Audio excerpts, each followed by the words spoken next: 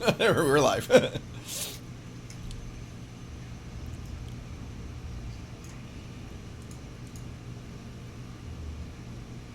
Well, obviously the cone sector, kerfuffle, and all that thingamajigger. All the correct terms are being used right now. So we're probably gonna poke on that. A few other little things that just recently came out, just a couple of minutes ago, something like that as well. We're gonna mention that, and of course we're gonna give our hot takes and all the other things, because, well, what else there is to say or do for Elite right now, because I don't know. Well, in any case, so so who should we start with? Let's see, somebody that hasn't been on volunteers. So let's see, any volunteers? Otherwise I'm gonna pick one of you and you're gonna have to be the first one. I volunteer Paroxsym. He's been quiet the last couple times. Okay, let's go. Paroxsym, you're always silent. Let's go. You are always you always talk too much, too little. So, Paroxsym, tell us in short what happened, perhaps in your mind, and what do you think? What happened is we got lured into an event that was not exactly what we thought it was, and nonsense has happened. And they have completely emasculated an enemy that was supposed to be ruthless and given them the intellectual capacity of an onion, and it pisses me off. A magpie, I'd say, but okay. Actually, are you talking about hydras? Hydras. Do you know they added hydras? Did they add hydras? Hydras? You said We need more hydras. Wait, hydras? They added hydras. Did you guys see that they were... Because I heard you like hydras, so I got hydras for your hydras, so you can hydra while hydrang. Yeah. Hydra all those fucking hydras. Those things. Yeah. Oh, ye gods. Yeah. Ah. I have no words. Okay. So, Paroxsym, explain... Well, I would say, I think for maybe some of my viewers that aren't getting it, explain what you mean by emasculating the Thargoids. Okay, so here's basically what's happened. The Galnet article that came out yesterday basically was saying that commanders lured the Thargoids away from the Gnosis megaship by dropping meta alloys. Well, at first it seems innocent enough, but then when you sit here and think about it, you go, wait a minute. So they're basically just stray dogs chasing after kibbles. Like you can just stand out in the middle of a field and shake the freaking kibbles bag, and here they come. Like, they don't have any intellectual capacity whatsoever, if that's exactly what they're doing, or they don't have rational thought. Either one, which in that case, like, how in the blazes did they ever, get like hyperspace technology? Like, how did that happen? Like, right. Things that they have, they're not just bears. Happen. Yeah, they're not just bears out in the woods. Yeah. Right. How do you know? Maybe they are. Maybe they are the bears disguising as, insectoids or something. Or hybrids of that. Yeah. I'll point out hang on. I'm going to just point out that you're ascribing individual motivations to what is almost certainly a hive mind, just to play devil's advocate. Right. I'm not saying I disagree with you. That's an interesting. To play devil's advocate. Yeah, that's an interesting. Right. I mean, it is hive mind, but at the same time, I can use the Borg from Star Trek as a really good example. They're a hive mind mentality, but you don't see them, just trailing off of whatever objective they have. Why don't you use a nest of ants as an analogy? I was just thinking the same thing. They have worker ants, they have warrior ants, they have nursemaid ants. They're not all the same ant.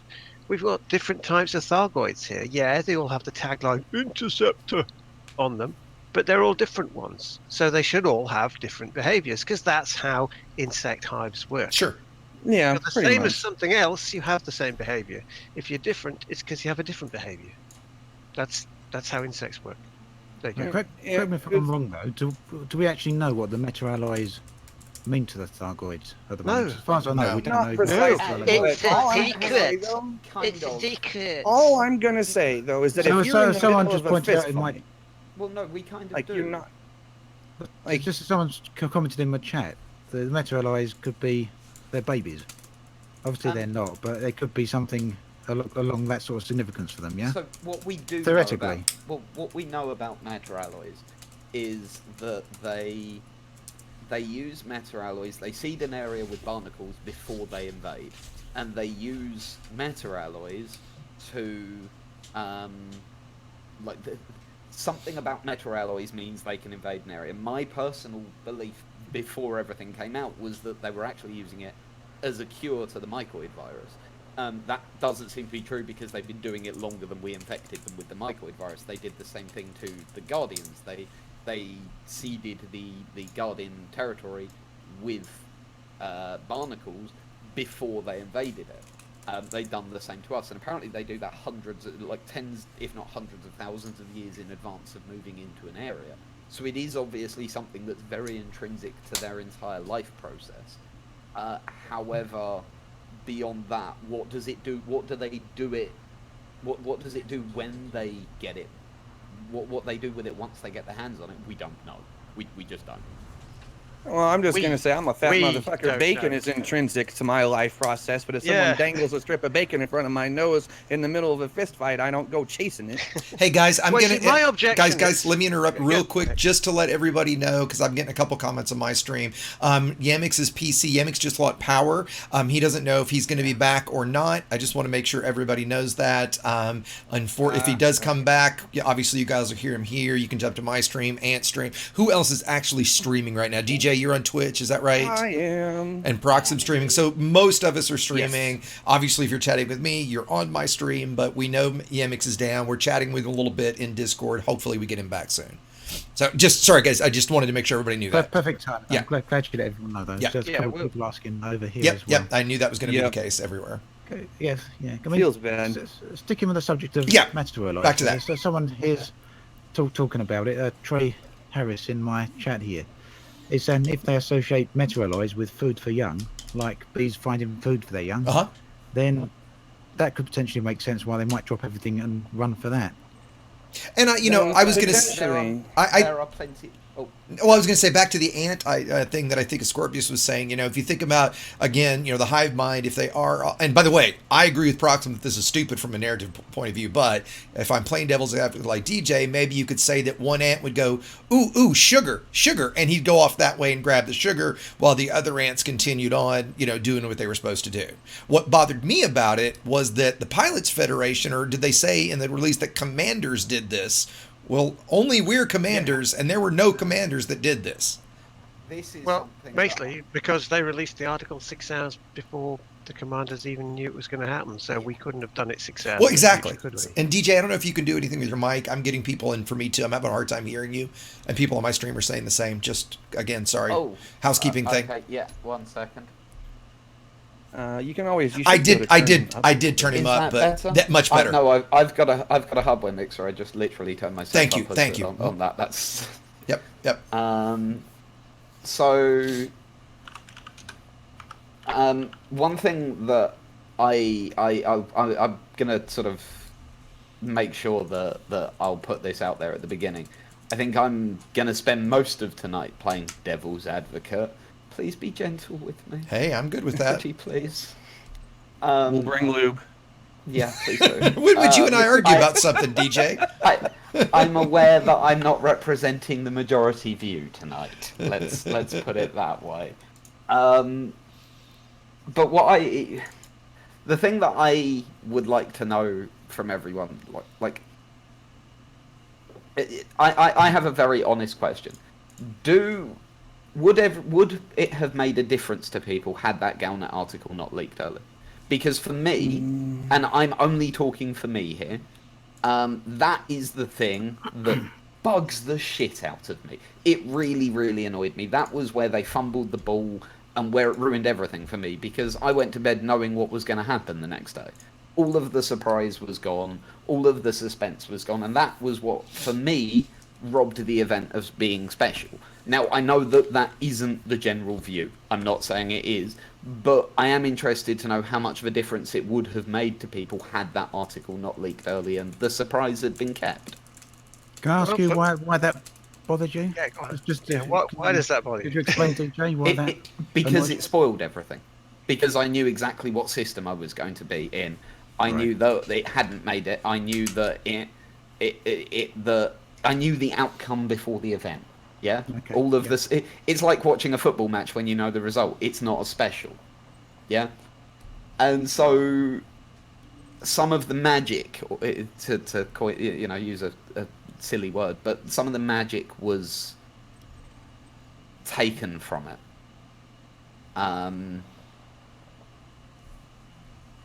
Yeah. Yeah, no, I understand what you're saying there. But, Yeah. and if that hadn't happened, I would have loved it. Completely and totally. As it is, I'm still largely in favour of what they did. But I would have adored it had that not happened. That for me was the core of the problem. But again, I'm simply stating me here. But yeah, I am interested to know, would it have made any difference to you guys? Not really.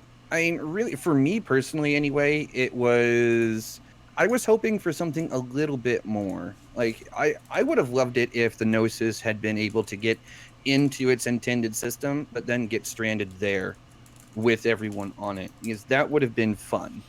Like, that would have generated an actual situation that, would require some actual story to fix, and that would have been cool. I think it's a missed opportunity. That's basically how I'm looking at it. There are two things that bugs me, if you get it, about that whole event. Yeah, sorry. One thing is the story they posted with the commanders that we discussed this before, with the Thargoids being degraded to stray dogs that suddenly runs after food. Have anyone actually tried it, to go outside the Gnosis and drop a metal and see if they just go on, or they just keep shooting? Because they should, right? I mean, why would they suddenly stop? So that's one thing. And the other thing that bugs me about the whole event is that something that was planned as an exploration event suddenly, once again, turned into a combat event. I think we have plenty of combat events, and it's okay. I can understand that, okay, if it wasn't supposed to jump into the cone sector and they plan to redirect it, but I would really have loved to see that the event would still be focused around exploration, since that was what most of the commanders were setting out to do anyway. Yeah, the thing for me, I wasn't really that bothered by the news article. I can totally understand why it did bother other people, though, but for me personally, I was half expecting it not to make it anyway, based on some of the other Galnet articles we'd seen. I know quite a lot of people didn't really pick up on that, and I don't think, not everyone follows Galnet, not everyone follows YouTube, so it's understandable not everyone knew that or expected that to happen. I think I can totally understand why so many people were expecting the Gnosis to arrive in the cone sector, and I think for me that's really the main issue. I'm not that worried about the bugs that happened either, although I might have felt a bit different, I suppose, if I'd been in one of the expensive ships that had undocked and got blown up within 5 seconds. That would have been a little bit frustrating, but the bugs happen and the glitches happen with with the news release. You can argue it shouldn't be expected or it shouldn't have happened, but sometimes these things do happen. But I think, as Astro just mentioned, I'd echo what he said, that with the fact that so many people were encouraged, come out here, we're going to the cone sector and it's an unexplored area of space, it's a permit locked area, so of course everyone goes along with exploration ships, expecting it to be an exploration expedition or exploration based, whatever's going to happen there. And then it felt a little bit like a bait and switch. Suddenly you get there and it's combat focused, and I think that's for me the main issue. I don't know whether you can argue it's a bit of a lack of foresight perhaps on behalf of the planning of the event, and it should have been expected that players would be frustrated by that. Yeah, that's the thing. It's the anticipation of it. Yeah, From my perspective, it's a case of the article didn't make over much difference. All it did for me, I knew this was going to be a can of worms from the start. All it did, the article, was it put a label on that can of worms before I opened it, so that I knew roughly what was going to be in it when I opened it. Because I knew there was going to be something going on here. I'd hoped that there was going to be something inventive, like perhaps something like a lost human long-range ship from Lore who'd got out that far, and there was some logs to find, a bit more of a mystery out there in the middle of nowhere. Special thing that only people on the Gnosis would have seen out in the middle of nowhere. But no. Instead, we're treated to this situation where Canon were told one thing and something else was delivered. Or if not necessarily something else was delivered, then something obscure and deliberately obtuse in the language that was used to frame what was going to happen. And that is, it's not nice. It's just not nice. It's disappointing is what it comes down to. You know how when your kid does something bad and you go, I'm not angry, I'm disappointed. That's what this whole thing feels like to me.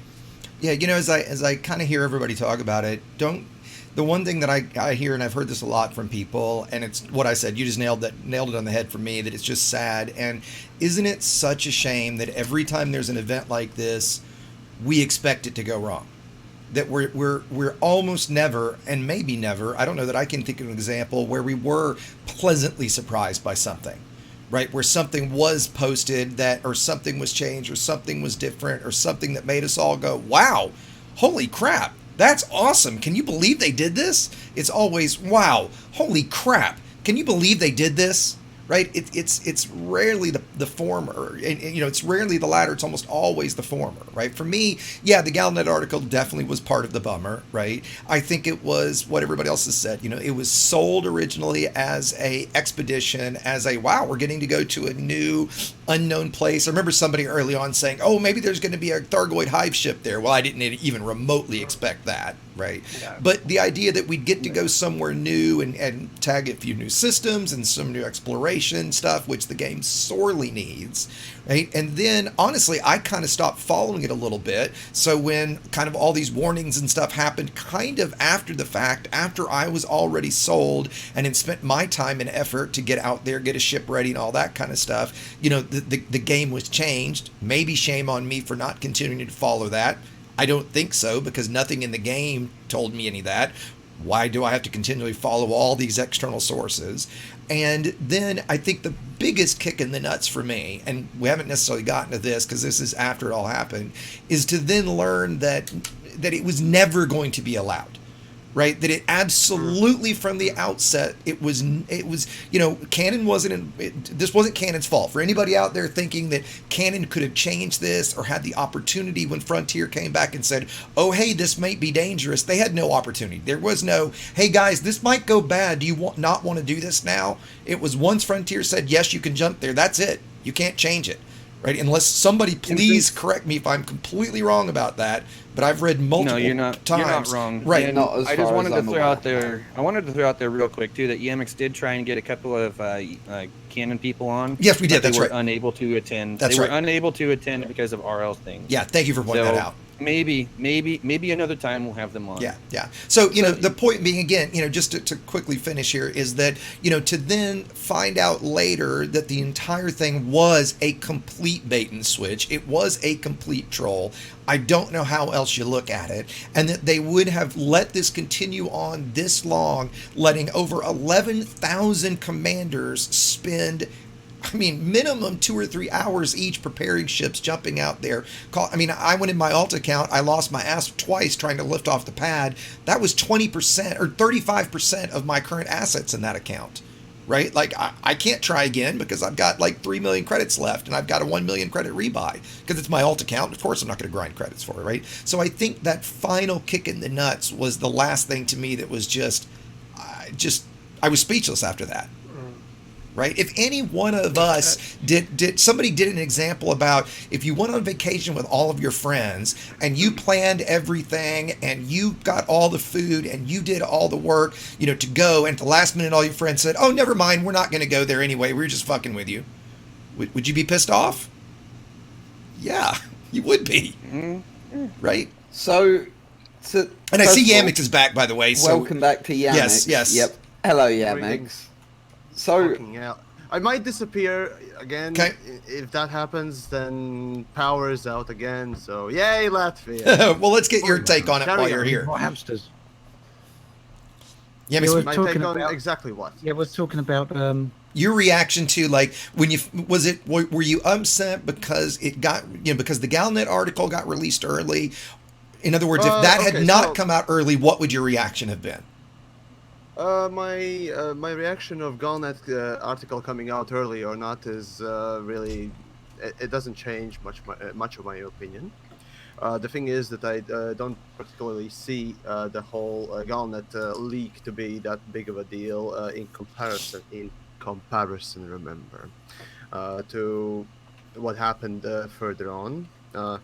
I What pisses me off the most in people oftentimes is the fact that they can, and they have shown in the past that they can put in effort, they can create something interesting, That's right. or just do the work that they are supposed to do, and don't do it because reasons X, Y, and Z. And in this case, it was very clearly that. I'm tremendously disappointed. Again, this is the instance where instead of being angry, which I am in some ways, I'm just purely disappointed. Yeah, completely agree. I think was it Ascorbius that just said, or Turgeon that just said, it's just like when your kids, do something bad or wrong, you're disappointed in them, which in a lot of ways, when it's something you care about, is far, far worse than being mad. It is, yeah, it is. It's definitely one of those situations. When they still This- haven't fixed this bug. I mean, Right. this was an opportunity. It was an opportunity to engage with 11,000 players, or at least 11,000 commanders. I assume some of them are duplicate. Some will have moved duplicate accounts, separate account or alt accounts on as well. Some people even bought a second account just for this. And they head out there expecting something. And as I've said before on Playtest Stream, yeah, you got something new, didn't you? Yeah, you got Hydras because you added Hydras. And people go out there in exploration ships. The only time that you see this many commanders doing anything in Elite at one time is because it's an exploration mission. That's pretty much a given. The only time you get this many people going on one thing, it's for exploration. And you go, I know, let's bombard them with our newest, greatest asset, Hydras. It shows a misunderstanding of the player base who went out on this adventure. I'll put it that way. So, can I jump in very briefly and go, I represent the minority of people who, as I say, the thing that got me was the Galnet article. I represent the minority of people to whom their response to the Gnosis thing has been neat. I like it. I like that Frontier have, instead of just saying, no, you can't jump there, they've decided to try and create something around it. Now, it's been blown wildly out of proportion, and it's obviously not gone down the way they wanted it to. But, I really, really am in favour of Frontier starting to react again. Yeah? I think for a very long time, Elite has been very static. And totally that's agree. been a problem. Yeah? Elite, I was talking about this last night, comparing this to when we did the Operation Serious Business thing. Won't harp on about it, but we did loads. There were 38 player groups involved, and Frontier said and did diddly squat. That was rubbish. It really was. Seeing them actually reacting again and trying to build something around what players are doing, for me, is far preferable. Now, don't get me wrong. I understand that those that were looking for an exploration jaunt are disappointed, and had I been running things, I would have thrown the Gnosis to somewhere a bit interesting. Yeah? Just chuck it somewhere, wherever. Why not still send it into Cone? Why not have it land there and let us explore 2 or 3 systems there and have the shit go down there? That's right. That is exactly it. Why not? Expecting, Exactly. They expected to be stuck. That's in the whole 2 or 3 systems exactly. for a month. They were ready for that. They were accepting that was a possibility. You can't give me any good reason that that's not what they would do. Somewhere. That's right. Somewhere That's right. different. Somewhere new. That's right. Somewhere exciting. It doesn't matter if there was just rocks to look at. There would have been different rocks that people hadn't looked at before. Bingo. But instead, Bingo. they used this event. They subverted this event. That's right. To sell the new Thargoids. And put one. We got one. Somebody in my chat said, "Hey, they found a new Barnacle Forest. Great. It's the same as the old Barnacle Forest. So who gives a shit?" Well, Well, put that in Cone Sector. Ooh, we found a barnacle forest in Cone Sector. There are Thorgoids here. Oh my God! All of a sudden, everybody's happy, Well, right? You've done the same, achieved the same goal as having some cool gameplay, right? And nobody's pissed off. But okay, so they put barnacles out in the Cone Sector, and yet the Cone Sector isn't theoretically. I don't know this, but what if it's not locked? Okay, then fine. Don't put barnacles there then. Right, but that's the problem. If there's nothing there, it's just 3 normal systems. But that's what people were expecting. That would have been fine. That wouldn't have pissed anyone off. Wouldn't have minded. They were ready to accept that. Exactly. The same way that you have people that would have been signing up now for a one-way trip to Mars that they're ready to accept is a suicide mission to be the first person on Mars. You have people signing up for that. People will do this because they want to see something new, something different, something that was a secret that had been locked up. And you could have added, the combat to both. You could have done. The argument is that hey, we got something new. There's this big combat thing. And okay, great, but we could have had both easily. It landed there, and oh my God, look at this. We're under attack. They grabbed us here. It would have been so easy to have done that, and everyone we wouldn't be sitting here bitching about it. I think you're spot on, DJ, saying that it's great Frontier have done an event here and got together. Completely agree with Canon on however it come out. And I don't think people are ungrateful for the fact that Frontier are doing that. And I can see perhaps the moaning comes across as, why like people throwing their toys out the pram or being entitled. But I really don't think it's that. I think it's exactly what people are saying. They expected one thing because we'd had literally a month or more lead up to that event. And in the end, it turned out to be something else. And yes, the Cone Sector is locked off, and it turns out we were never going to be able to get there anyway. But why not place the Gnosis a little bit further along, just outside the borders of the Cone Sector, get it as close as you possibly can without getting inside. And okay, people probably don't want a community goal. But something happened. Repair the Gnosis. I certainly won't want to see that again. But have something else out there. Give something for the explorers to do, and something for the combat as well. If you'd wanted to, you could have easily had it. Like I say, you could have had people stuck in 2 or 3 systems that they literally couldn't get out. That's right. Because you're marooned in the middle of a permit-locked sector. You could have had the wreckage of a human ship that had got out there in the past, had some interesting logs to scan. That wouldn't take much work. You just have wreckage, some logs, just write those. And you could have had damage to the Gnosis that could have been repaired with meta-alloys that you could find from a barnacle site on a planet. Or any damage to it whatsoever. Commodity. And then only the players out there could have fixed it because they could have harvested meta-alloys in the month it was supposed to be stuck out there. And you could have done all of that and had combat with the new Hydra hanging around and having a go. But it just feels, like I say, sad and disappointing that it goes, it's jumped 12 light years and it's under attack by Hydra. You think, what a waste. And remember, because it was never, ever going to be allowed in the first place. It was never, that kick in the nuts is still what stings the worst to me. That hurts the most for me. It's the betrayal of That's that, right. really. That's right. Yeah. If I was canon, I'd be fucking furious, to be honest with you. I think Yamiks is desperate to talk. Oh, sorry, please. Getting someone from the canon. So, for the record, apparently we found people. Apparently. Yeah, do we have somebody? We've got someone. We have. We can move. We need to move to. We do. We have to jump over to. Should we? Let's just jump over to Exegius's Discord. There's and a then channel. We can get someone from canon. Yeah, there's a channel down there, guys, called Creators Roundtable. I'm going to jump in it now. Just join me there. Okay, guys. Okay. A seamless transition. Look at that. Well, while we're waiting, might as well yap on and about the stuff. So, right. If any of my guys, just quickly, if any of my other moderators see anybody jump in here, I'm going to keep an eye on it too. Just mute them or throw them out right away. This is not meant. This is just for us, guys. Just wanted to be clear about that. So go ahead, Yamiks. Exegius, you can just put. I know. I just hadn't done that yet. You have Yes. the time. Yes. Do the thing. I'll yap on. Right. So, let's look from the explorer's point of view. Right. I personally wanted to just go to Gnosis and go with it wherever it went in the Cone Sector, and explore whatever there was to be explored. Look at the things, fly places, and just take a look to a place, or rather in the place that no one ever has gone before yet, or has gone but hasn't gone there since like what 3-4 years ago or something like that.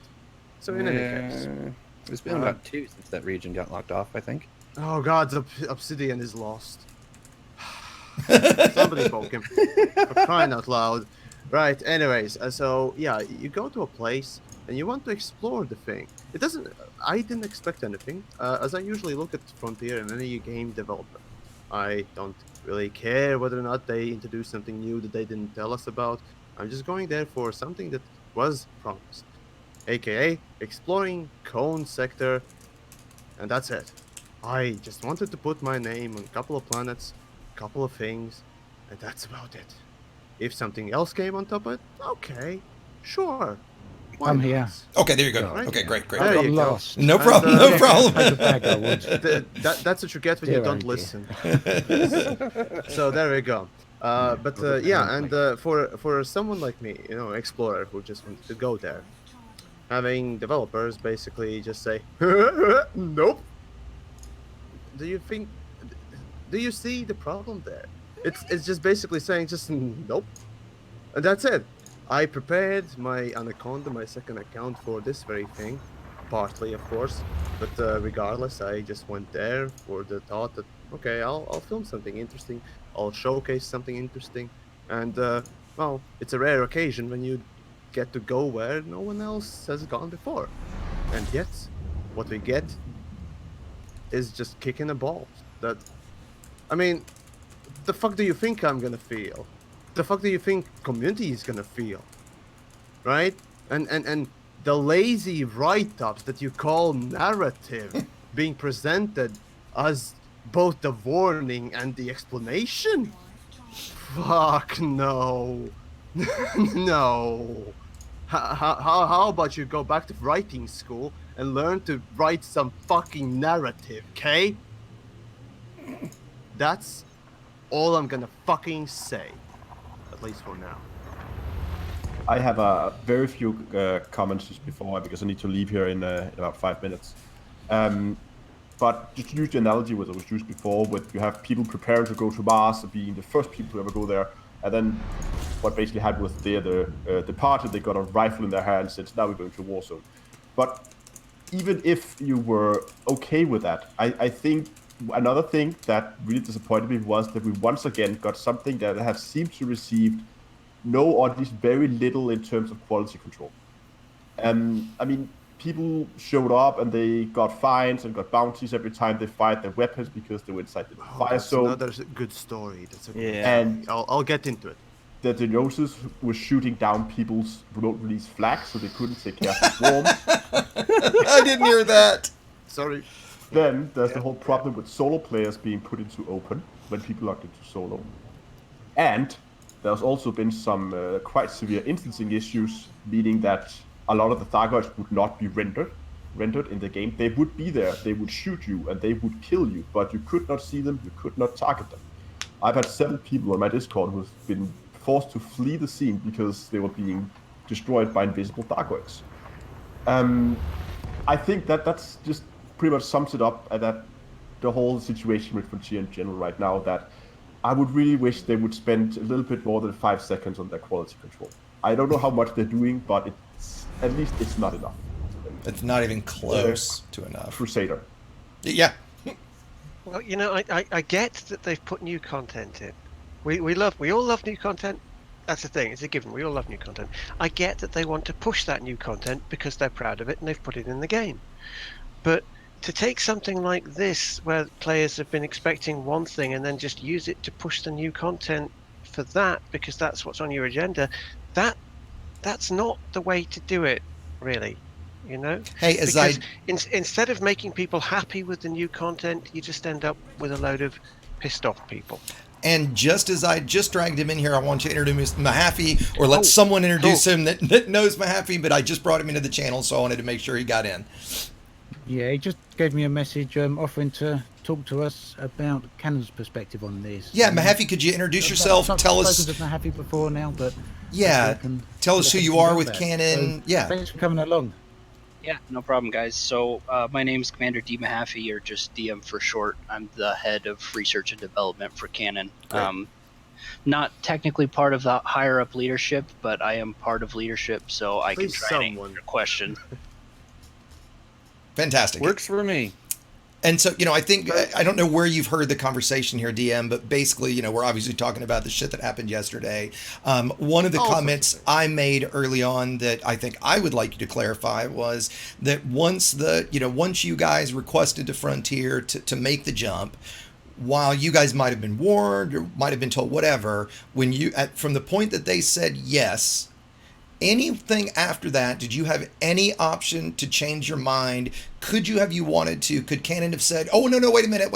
We're hearing a bunch of bad stuff. We want to stop this jump. Was it at all Canon's decision after the original request? So I'll give a little information into how we operate the Gnosis. Great. So we were given the Gnosis, and Frontier basically said, okay, you can plan out your routes. You can submit the spreadsheet to us. When we approve it, that's set in stone. Right. Explicitly in the rules of that spreadsheet is we're to define the routes that we need to take to a maximum of, I think, is like 500 light years for each jump. And then after that, as soon as it's been approved, that's a done deal. They're not changing it for any reason. Okay, great. That's exactly what I said and what I thought, because I know at first you guys were getting a whole lot of blame, and I wanted to be clear from my side at least. It seems that certainly I don't think you guys warrant any of the blame for any of the negativity that happened. No, actually, they gained my gratitude for actually finding the cone sector that was agreed. Locked, and trying to create this. Was not locked at all. That's what they do. I found that extremely awesome. Thank you. The suggestion to go into the cone wasn't even a suggestion made by Canon leadership. It was suggestions from our pilots basically saying, hey, we found this spot. Can we go there with the Gnosis since we can't make it with the ships? Sure. We had no clue what we were going to hit when we got there. It was just, well, the Gnosis isn't doing anything. Why not? Let's go throw it at the cone sector. It was a wonderful idea, and what's more, thank you, at least from me. Yeah, and so all the stuff that came up with warnings, all that came up after you guys were told, yes, you can go there. Is that right? I mean, did they ever come back and say, well, we can send you there, but... I mean, that is something that only goes through one of our specific leadership members, so I don't know what was said to him directly. Fair enough. The comments from him... sorry. That's okay. The comments from him were basically is when we submit our proposal on a route, it's basically a simple yes or no. They said yes. They didn't give us any more information on other than that, and that was the end of it. We just assumed we were going to the cone. Sure. Later on, we find out during the patch, and I mean our leadership channels blew up as soon as the patch came out, and suddenly the cone sector's permit locked. I would imagine. Oh, so essentially you didn't get any warning in advance aside from nothing. Essentially when the Galnet article came out, then you were warned, quote unquote. Yeah, I mean, okay, as far as I know, with what I see in our leadership channels, none of us were warned. Well, and to clarify that, Understood. Yamiks, I think what I would see that as, they were quote-unquote warned in that when Chapter 3 went live, all of a sudden, without Frontier telling anybody, wasn't in the patch notes, that a whole bunch of the cone sectors, say for, if I'm right, 3 systems, got permit locked that wasn't permit locked before 3.2 went live. So when that went live, it was like, okay, wait a minute, what the hell just happened? But the jump had already been planned at that point and was approved, so it couldn't be changed. So that was the first inkling of, wait a minute, something's changing, something's going on. Then, if I'm right, after that, it started being the warnings, it kind of in game and stuff about from the Pilots Federation. Is that right, DM? Yeah, more or less. That's probably pretty close to it. Yeah. There's something else here as well, DM. We've got a comment in chat there saying, have they ever said no to a Gnosis jump request? And my follow-up thing to that is, have Canon ever sort of gone up to them before and said, hey, can we do something? And they've just turned around flat and said, no, you can't, because we don't want that. I mean, to be honest, when dealing with the Gnosis, we really haven't done anything extravagant with it. I mean, typically, if we're out at the Guardians or the Thargoids or whatever, we'll jump it close to that area. But we haven't really ever asked them to go anywhere where they even thought of saying no. So I don't know if we've ever come across it. I mean, typically the leadership, the rest of us, we only ever get the finalized route. I don't know the exact decision process. That's Canon Council, that's all secretive there. They go about deciding the route between themselves. It's a giant vote thing that they go through.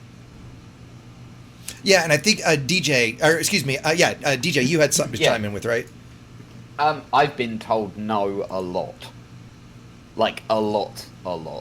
Yeah, there have been a lot of things that I've gone to Frontier and gone... That's what I suspected. I mean, this is the thing. I mean, Zach said in a post on the forums, we could have just said no, and that would have... In the past, we've said no and got negative response. Well, my reaction to that would be, look at this negative response. I was compared about to to say the that. negative response you would have got if you just said no, So- you can't jump there. We wouldn't be sitting here having this conversation. That's right. If you just said no, people would have gone, "Oh, that's a pity. It's unfortunate." Oh, and moved on bummer. to something Yep. else. Okay. So what he was referring to in that was when there was a CG that I think got UA bombed. My memory's fuzzy on it, but I think that was the case. And they hand of Godded it. That was what he was referring to about that. They saw this in the same regard as doing that, yeah? Just saying no because they fucked up, basically. They saw in the same lie as just hand of Godding a CG so that it wasn't UA bombed anymore. But and we as a community went nuts when they did that, and that's why instead of just being like, oh, we fucked up, no, they were like, okay, well, let's try and do something fun with it. Now, admittedly, like you guys have said, it has gone wrong, but they don't like saying no. Yeah, they would rather try and do something like well, the this. irony is that is exactly what they have done, because there was no way this ship was ever going to get there. They locked it off the same as if they had said no. Yes, exactly. but they tried to create. Outcome. But they tried to create no, what something. they did out was of it. they subverted something that was already in place that people were enthusiastic about, and changed the direction of it so they could sell the new Thargoids.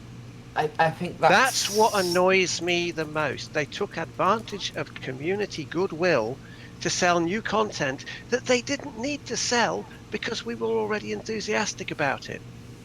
That's the point. We like the new Hydras. We wanted to see them. Hydras? There's Hydras? Hydras, yes. Sorry. Hydras, bro? You know? Yeah, Hydras. Hydras. There's your new meme. Hydras. In your exploration ship, yeah, have a Hydra. But we were, it's cool. They are cool, and we were already excited about them. You don't need to subvert an exploration-themed community goodwill thing to go, look, here, have some Hydras that you already know are there, and they've blown your exploration to conjure up in 5 seconds, like happened with Commander Plater on his stream. I'm not sure that they were doesn't make anybody happy. No, that but doesn't I'm make not sure anybody that. happy. No, but I'm not sure they were expecting 11,000 commanders to go and take part. That's never happened with a All right, Gnosis DJ, Charter. can I ask? Well, if they Oh, talked they to the knew community in a bit pl- more, if they were maybe they would have exactly. known that they'd have 11,000 Exactly. commanders on board. In all honesty, are you saying you would have predicted beforehand that 11,000 people would have gone? No, but at the no. But at the point, I wouldn't have. I was on Distant Worlds. I know how crazy explorers are. They will go to literally the end of the galaxy to find one interesting But here's thing. the thing: if one to go day, to the Cone Nebula, but one yeah, day before I'd the expect event, 11,000. they had to look and see. Holy shit! There's 3,000 or 6,000 or Yeah, 8, whatever it is. that's- And at that point, they would have gone, "Oh, wait a minute. Maybe we shouldn't just fuck this up and leave it 12 light years. Maybe we should do something else. Maybe." I mean, just But about that's a bit anything late. else would have been better, right? But that's a bit late. It is a bit late, but it would have been a little late for them to have said, okay, like I said before, let's just let it jump to where it was going to jump. They've got 3 systems to scan. That's it. End of story. Happy community. It was exactly what everybody expected, right? And actually, I wanted to throw in one other thing when I raised my hand there a second ago was, I think the flip side of this is it's not for me that it got screwed up and that what happened. So I get a question for everybody. Let's say that the Gnosis had gotten, I don't know does the Gnosis have a black market? Can the Gnosis get UA bombed? Let's say if it can. It does not have a black market. Okay. I was going to say, No, well, let's can't. assume it did for a second. If the Gnosis had gotten UA bombed and it screwed this jump up, I would have been absolutely fucking applauding that because the community would have caused that. right? It's the fact that, again, Frontier flipped, they said they didn't want to use God mode and say, and just permit lock something and say we can't do there, but that's exactly what they did do, is they used God mode and decided instead you're going to get this, right? So it was the fact that they, at the last minute, with no intent to ever let us do this, and this was planned for weeks ahead of this jump, right? So for weeks they knew they weren't going to let this happen. That's the whole crux of the problem to me, period. Right? That they were fucking dishonest about the way they were trying to create content that we, the community, were trying to create. The problem I see here, though, is I will applaud FDev at least trying. I agree with trying to do something. The problem is now with this backlash, is the chances of it happening again are slim to none. That's They're right. probably never going to do this again. Or the players are never going to try to do something like this again. No. Oh, we will. We create events all the time, and that will not to this scale. I guarantee it won't happen in a long time. I will wait and see on that one. I'll bet you $100 in the next 6 months, nothing other than Distant Worlds 2 will hit this level of participation from general community. So nothing other than the big event that's happening. That's already been planned. I'll give it a year. That's completely disingenuous. But the point that I'd like to make is exactly what DM just said. Right, that is the biggest fear and the biggest worry about this. That's why I would like to echo the same point. I mean, yeah. Turgeon, you used the word Frontier subverted the community, and I understand what you're saying there. I don't disagree in the sense that, excuse me, that what we got was unexpected, or largely unexpected, but subverted makes it sound like it was malicious.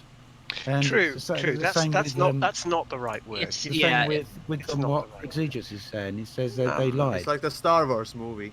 To me, I'm not. I wouldn't classify it lied. I shouldn't use the word lied. Okay, you're right. I should not use the word lied. I would say dishonest is in there for certain, in my mind. But I want them to do that.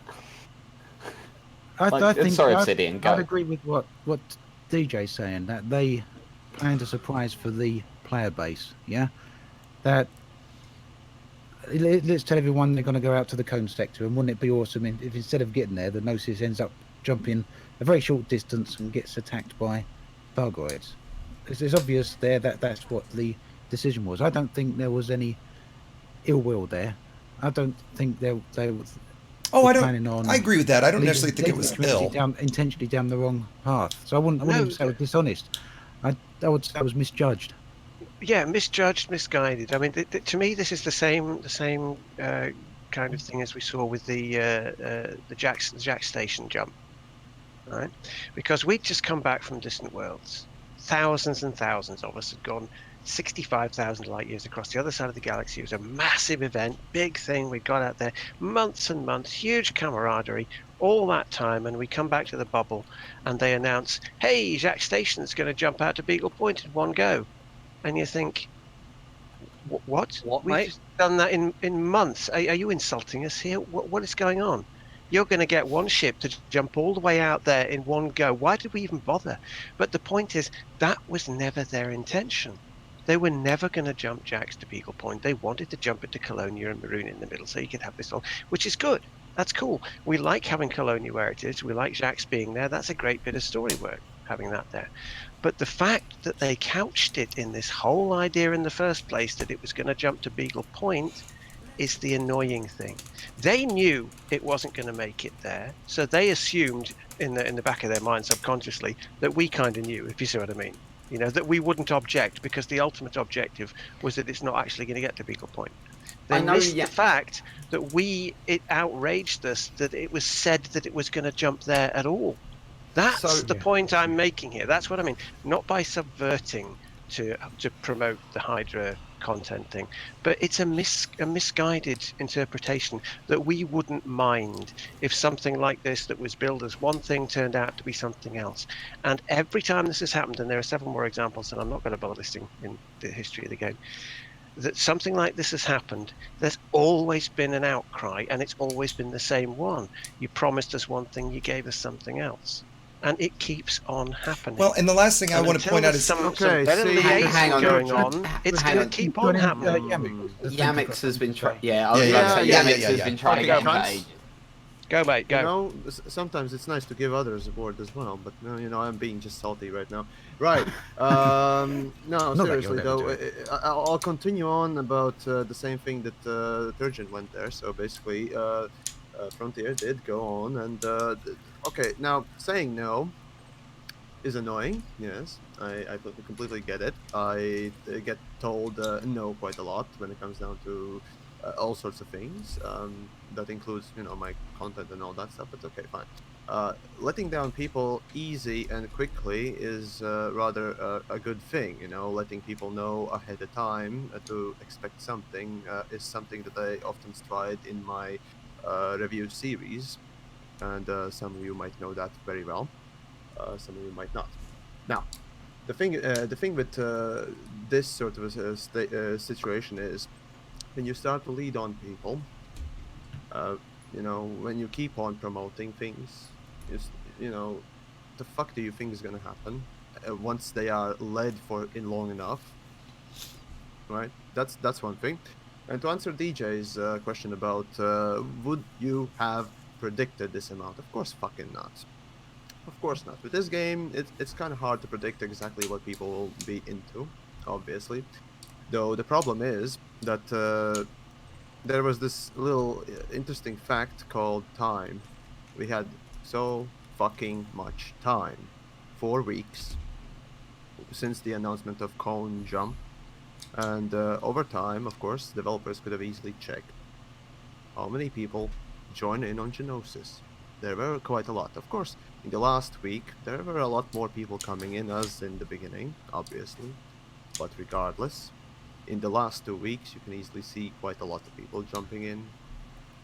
The same thing on the 3rd week before the jump, and so on and so forth. So over time, you see a lot of people coming in, and when the mass reaches, well, critical mass, or well, certain amount, then you start to think, oh shit, what will happen when they realize that we've been led them on for this long, or we have been leading them on, right? What will happen then? It doesn't take a genius to realize what will happen, and honestly, adjusting your narrative and your work in you know, a non-public relations disastrous way is something that you know, you tend to do, right?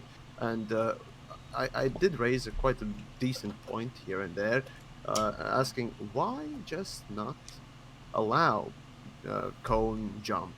Why not just let commanders explore, you know, a few systems that had absolutely no relevance to the story that is hidden in cone? My Why guess, just not? and I'm just Yes. I'm Go. just speculating. My guess is that when they permit lock these systems, typically what they're doing is they're having developers go in and hand place assets. You know, they're moving by. Yeah, that's what level designers tend to do, but that's Yeah. being done on the test server internally. When you Yeah. push something on the live, I mean, I don't expect this to be the only version of the game, and it can't be. It would be No. stupid. It's Pushing not. future content ahead of time is a thing that you tend to do, yes, in development, but you tend not to do half-assed maps and stuff like that. That is left on the test server if you are fucking competent. And I killed the conversation here. Sorry. No, we're just Who wants to No, take this? I was kind of just processing this for a That's what it second. was. If I can. Yeah, please. Go, for it. please, Go on. please, go. So, and I've got a lot of people in my chat who are chewing at the bit, disagreeing with a lot of what's being said. What parts Which Yeah, be more specific. First of all, I'd just like to say it's nice to see I'm not alone. I thought I was the only one, but no, there are a lot of people who there are people who have said that they went along purely to take part in the fighty because they realised it was a shooty event and that was the whole point for them. Yeah. there's the people that I have explorers in my chat who were like, no, I saw the signs and it was clearly going to go wrong. I never went near it.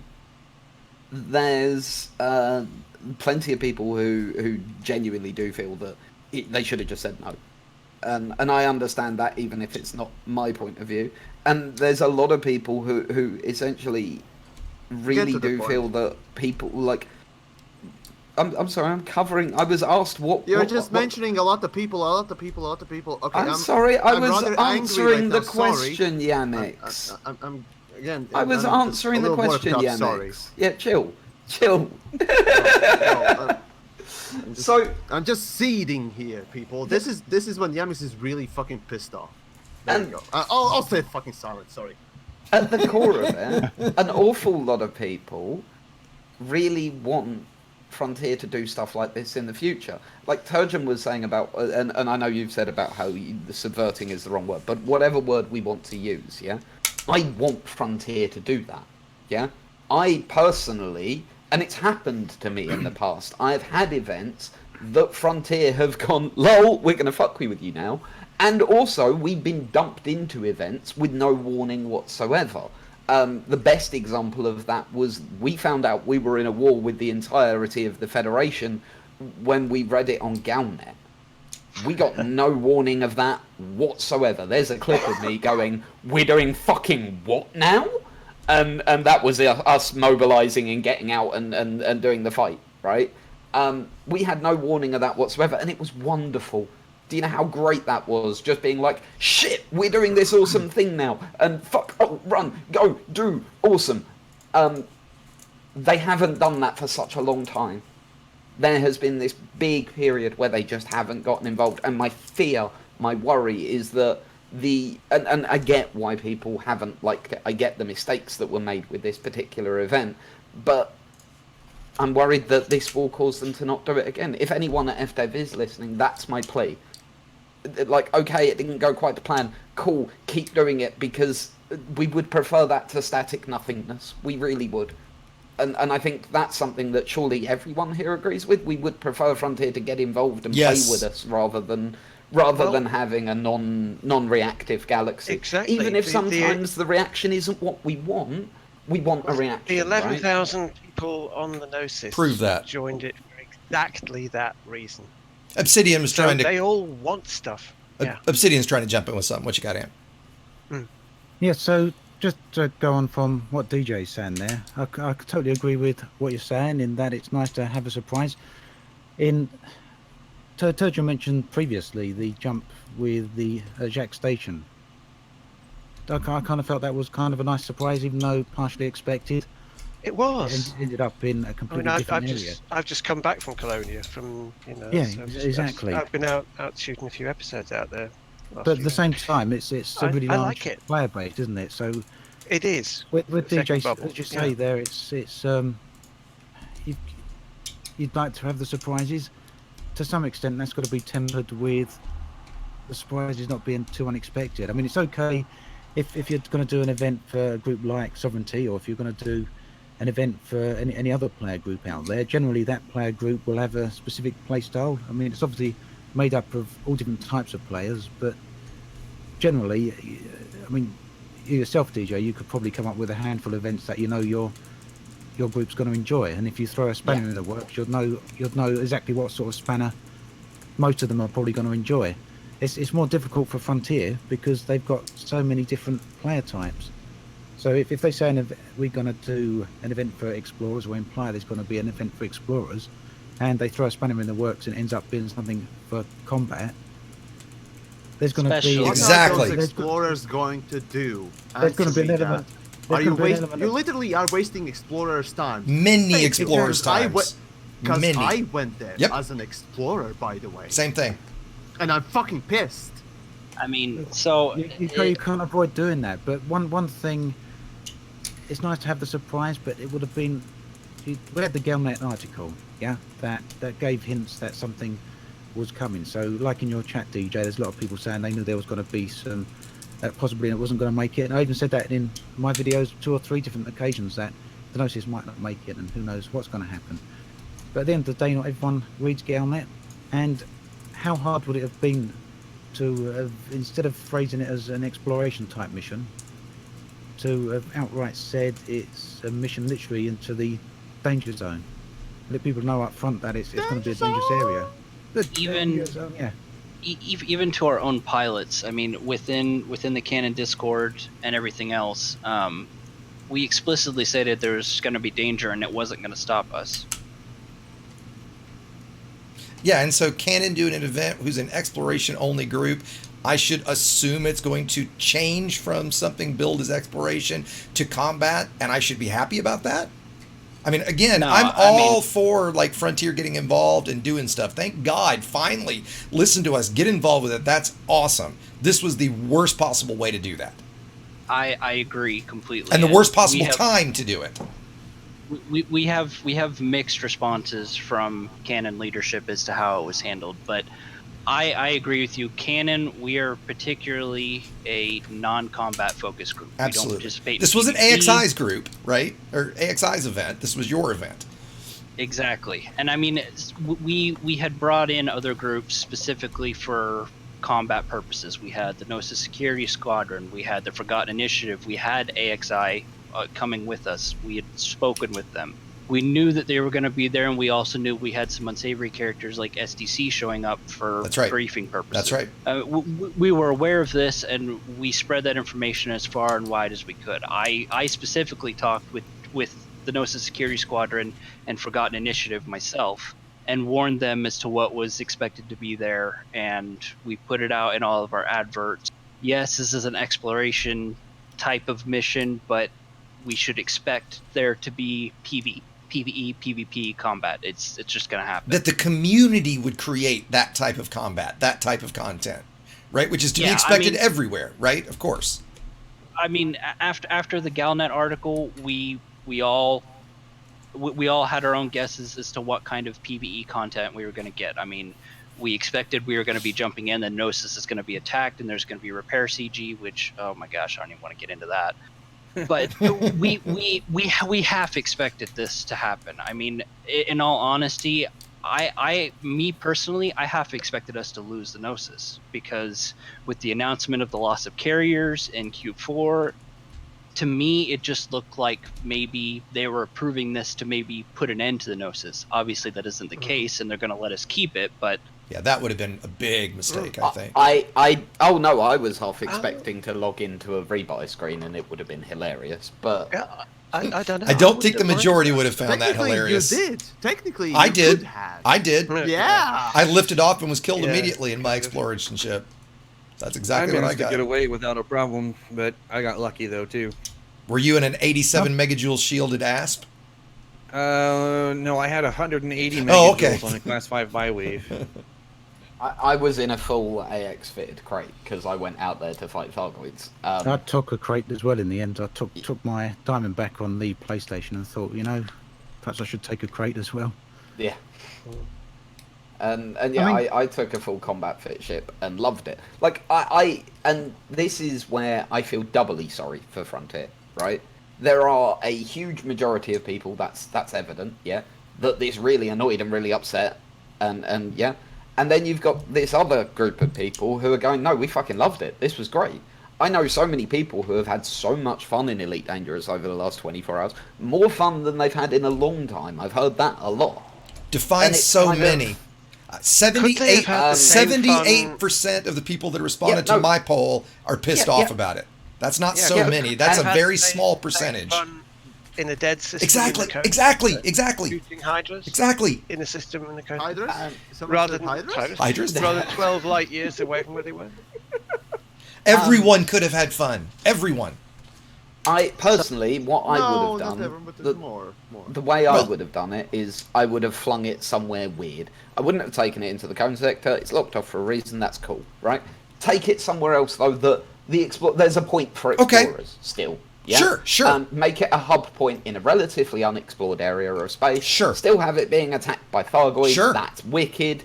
And that would have been the one change, for me, that's the one change that I would have made to the event. Rather than making it 12 light years, chuck it somewhere relatively interesting. Yeah. Handcraft the system that you throw it into so that it's being So the system that it goes into is is interesting. Really interesting. Sure. Yeah, right. Give it something like Mitter and Hollow, for fuck's sake, right? Something where there's a planet that's orbiting every 90 seconds or some nonsense like that. Right? Absolutely. Something that really sets it apart, and then do the thing where it's being attacked. That's wicked. I'll forgive the bugs, right? They sorted them out within a day. That's fairly impressive, right? I'll forgive the bugs, right? So ignoring the bugs, you put the explorers somewhere interesting, so they've got something to do. You've given the people that, like me, who went for combat, the Thargoids to pew at, and you've created a new point of interest somewhere in the galaxy at your choosing. For me, if you'd have done that, hopefully you could have kept everyone happy. And that would be the lesson I would want Frontier to take from this, right? Make it that if you're going to do something like this, make it for everyone. Yeah? Don't, because the problem is undeniably that this has ended up being a combat focused, right? So make it something for everyone. And if you do that, hopefully Absolutely, it'll DJ. go well. Yeah, Absolutely, I would think agree with that. sometimes one of the reasons that so many people really do get frustrated with Elite in general, and sometimes some of the things Frontier do, is that they get so close to doing everything just right, and then at the last minute just make a misstep. Yeah, So- I mean, Absolutely. in the sense here, it's they put on an event that's obviously people are enjoying, and it's nice to see a mega ship get attacked. It's the first time we've seen a ship that you can actually dock at actually getting attacked in this way. So that's great, and I'd like to Quite see other frequently, stations it's communication happening with. step, isn't it? But it's Agreed. Just wherever it's happening, or what point it's happening at, it's like someone's made a decision somewhere to think, let's throw this curveball, without actually thinking of the full implications or the repercussions of what that might do. I mean, obviously, a percentage of the player base are going to enjoy that, and a lot did, but there's equally a lot of players who have come out there expecting a certain thing. So, by all means, throw the curveball, but still give something for the people that come out there with the original intentions. I think Yamiks. Oh, no, go ahead, DM. I think Yamiks has got his hands up after that. But yeah, no, please go ahead. So, I just want to reiterate too, after hours of talking with our with the canon community too, for the most part, all of us are against what happened. For one, like I said, we're not combat focused. Frontier has pushed canon into doing so with relation to the Guardians and having to have Thargoid tissue samples to even complete the new recent Guardian structures. I mean, for the most part, we're against what happened to the Gnosis. Yeah, and here's the thing. It was your event. Why would anybody have assumed this was going to turn into combat when it was billed as an event for Canon? It was set up by Canon, an exploration group. So I've got to think, and maybe I'm wrong here, but the majority of ships that went out there, the friends that I know and the people that asked me about it were, hey, what ship should I could take that I would explore in and maybe do some Thargoid combat? Because that was the point, right? So like we've said, the majority of us that did that, like my alt account that's sitting there, is completely stuck at this point. I can't risk taking off because I can't risk losing another rebuy. I've got so little credits. There's nothing for me to do there except hopefully escape and just fly back home. So the roughly 10 hours I spent setting up that ship, flying all the way out there, maybe not 10, maybe even if it's just 2, right? Totally wasted time. I'll tell you right now, I haven't logged in since we jumped. I mean, I flew out why to would you? Gnosis.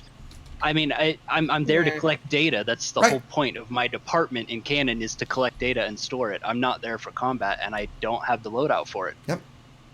There's no reason for me to log in. Sure, we found some barnacles and a Thargoid structure, but to me, those honestly look can-placed. They don't match any of our other data. Well, and they're the same thing we've had in other places, right? I mean, there's nothing new about them. Yeah, I mean, the Thargoid structure isn't even active, so I can't even use that to find more Thargoid structures, hence the reason I'm feeling it's hand-placed. Ah, gotcha.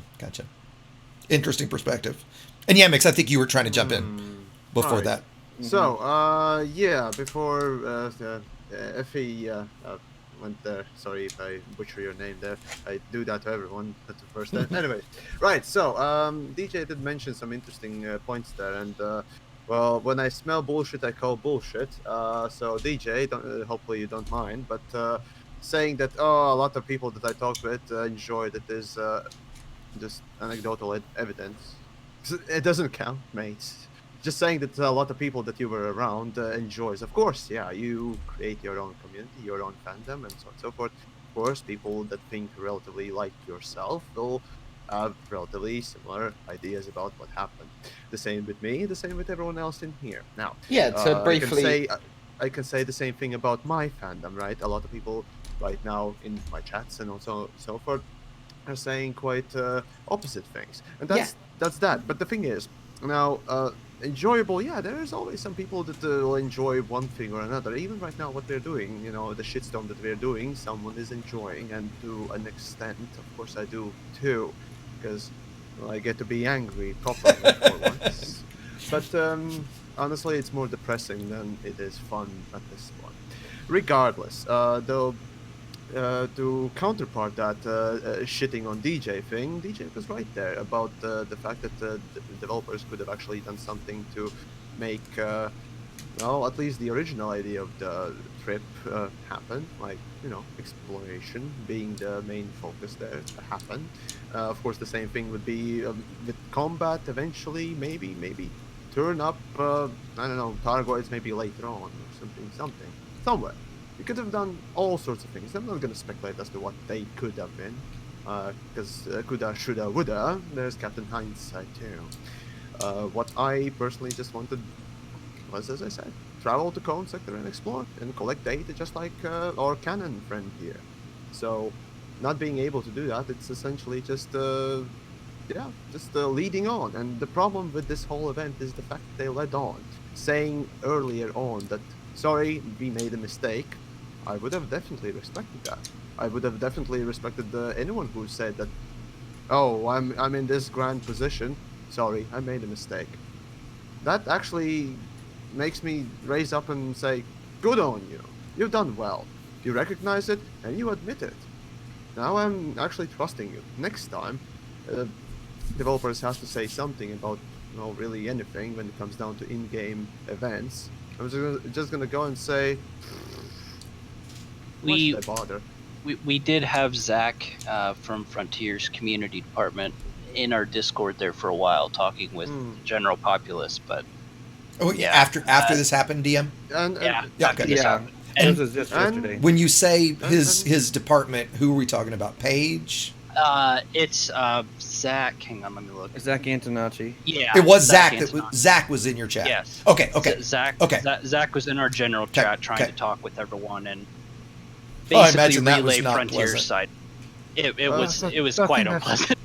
Props to Zach, but point not out, the though, place or time to really go on. I honestly think that making a public announcement would have been a better thing than just going to this one little community part that was part of that 11,000 players is not the way to do it. I'm sorry, Zach, but just... to jump in, it wasn't just... statement as well, though, didn't they? Yeah, they made a public statement. They did. And it also wasn't just canon. Hang on. It wasn't just canon they were in. They were in several streams, including my own. It wasn't. Yes. Yeah, so it's definitely unfair to say he only sampled the canon community. He was going around talking to as many. Well, no, he was going around talking to as many people. No, that's utterly the way to see how an event's going across, particularly when it's going across badly. Particularly when it's going across badly, and you're trying to work out why. Going around and finding out what people are saying and thinking is a good idea. I'll defend that. You know, you should do that before. Yeah, sure. I think Zach spent a lot of time chatting with people. I mean, a lot of different groups trying to get things. Yeah, but if you go and talk to people view, beforehand, then you're not going to have to do this damage limitation thing afterwards and scamper about saying, well, how did you react? How did you feel? Was it all right for you? Did you like that? You're not going to have to do that. If you talk to them beforehand, if you're already doing it, if you've got a finger on the pulse, that's if you've got a finger on the pulse of the community, you know what's going on. And afterwards, if you turn up in one of these places, they'll go, "Hey, it's that dude! Cheers, dude! Hey, we know him. Great content." Yeah. Because you talked to us beforehand instead of going around, and I would not want to have been in Zach's shoes the last couple of days. No, the last week paid me to be in his shoes. the last week. I don't think it's really part of his job to do this stuff, but props to him that he did. I did. I don't understand why you'd put yourself in a position where you have to do that. It was just so I mean, easily avoidable. And Andy Belford, the old community manager on City Heroes, he used to have a saying that it was his job to chew wasps on behalf of between the developers and the community. If you're talking going place to place, then now that I think about, we do have these things called these weird creatures called community managers. Isn't like they're tasked to do the managing of community? Well, to be fair to I'm that, just thinking. Zach just pointed out in my chat here that they did release a public statement, and generally, they did. Yeah, and generally when a company realizes they've messed up. And did that public statement say, "Sorry, we messed up"? I didn't read one that said that. It didn't I quite don't say think that. it did say sorry either. But the point I was going to make is generally when a company realizes they've messed up, they generally send, rather than sending out a community team or people who are just the people that normally work with the community, maybe they normally send out someone who's slightly higher placed. And in this case, I would say that would have been Zach. And I know he did spend a lot of time talking. He spent a lot of time talking with people, but he's alone. That's the thing. Well, so here's my question, though. You said that. You said that they reach out to say, when they've done something wrong or whatever. I get no impression that they feel like they did anything wrong. I have zero. I don't get that impression at all. Does anybody think that they've said, "We're sorry, we got this wrong"? In no way have I gotten the impression that they think that this went wrong. The impression I got was you misunderstood what we did. Yeah, as I said to you earlier, I didn't see them either say, we've hold their hands up and saying we've messed up. I don't think they've said that. And I think that would go a long way for me, to be perfectly honest. I do think they realise that something's gone wrong somewhere, and they're trying to understand where that is. And whilst to us as players, it's obvious. We're all standing here and we're saying where we think it's gone wrong, and it is obvious. It's obvious to us. Painfully. I think they're struggling to try and figure out what's upset people, and they want to try and figure out how to understand what's made people upset. Which is sad. No, that's not the way of saying things. Okay, perhaps that's the wrong way to say it. That is the right. No, that is the way to say it. You're cutting right to the heart of the issue there. That there's a lack of communication between the game makers and the game players. Now, whether it's about what we expect from the game and what they expect from the game, or our anticipations, theirs, the game we think we're playing, the game they're delivering, whatever, there's a communication wall between the two of us. And it would be nicer for everybody to try and make a game together rather than have this fuzzy secrecy thing going on all the time, which is like, it's not helping anything. Everybody likes a mystery, but not when the mystery itself is a mystery. That's a mystery too far. You're not M. Night Shyamalan. You ain't gonna pull that. That's right. That's right. Well, and the problem being is that most of the players of Elite were adults. I mean, that's right. We're not only adults, but rather older age. Yeah. And I just need to reiterate this, because Zach and Brett and Paige and all of the community guys, they are excellent people, and they do a lot for the community. And in most of these cases, none of this is their fault. They're only dealing with the backlash and being told what to say and what to do. So that's. I've seen a lot of flame thrown towards Zach, and I even gave some flame to him in our chat. My flame is at Frontier, not at Zach personally in any way. Exactly. I'm sure Zach personally is a great guy. The company as an entity exactly requires external talking to rather than an individual. Exactly. I tend to go a little bit further. Never achieves anything. Never achieves anything. I usually talk about specific people in like programmer or designer or whatnot else when I talk about things, because clearly you can't attribute a choice in visual design to a programmer, right? So that's right. There is that distinction, but going after individuals, people, don't be fucking stupid, okay? Right. Don't be fucking stupid, and let's not do that. There we go. That's all I can say. Yeah, none of us are personally attacking anyone here at all. Never. The point I was trying to make earlier is that I really think Frontier genuinely trying to understand all the different parts of feedback they get in. As a company, you said they're an entity, yeah? They are. Right, absolutely. Yeah. To us as players,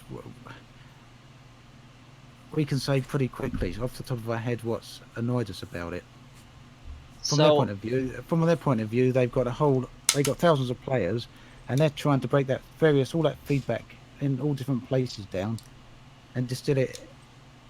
Well, and I into, think the you know, problem A, is, B, and C, or a list of 3 reasons, or a list of 10 reasons why the community's upset. Because obviously they've got to give that feedback to someone else. Their job is to get that feedback either back to the dev team or back to their bosses or whatever. well, and we So- think that stems from the fact that they're just so completely disconnected from that community.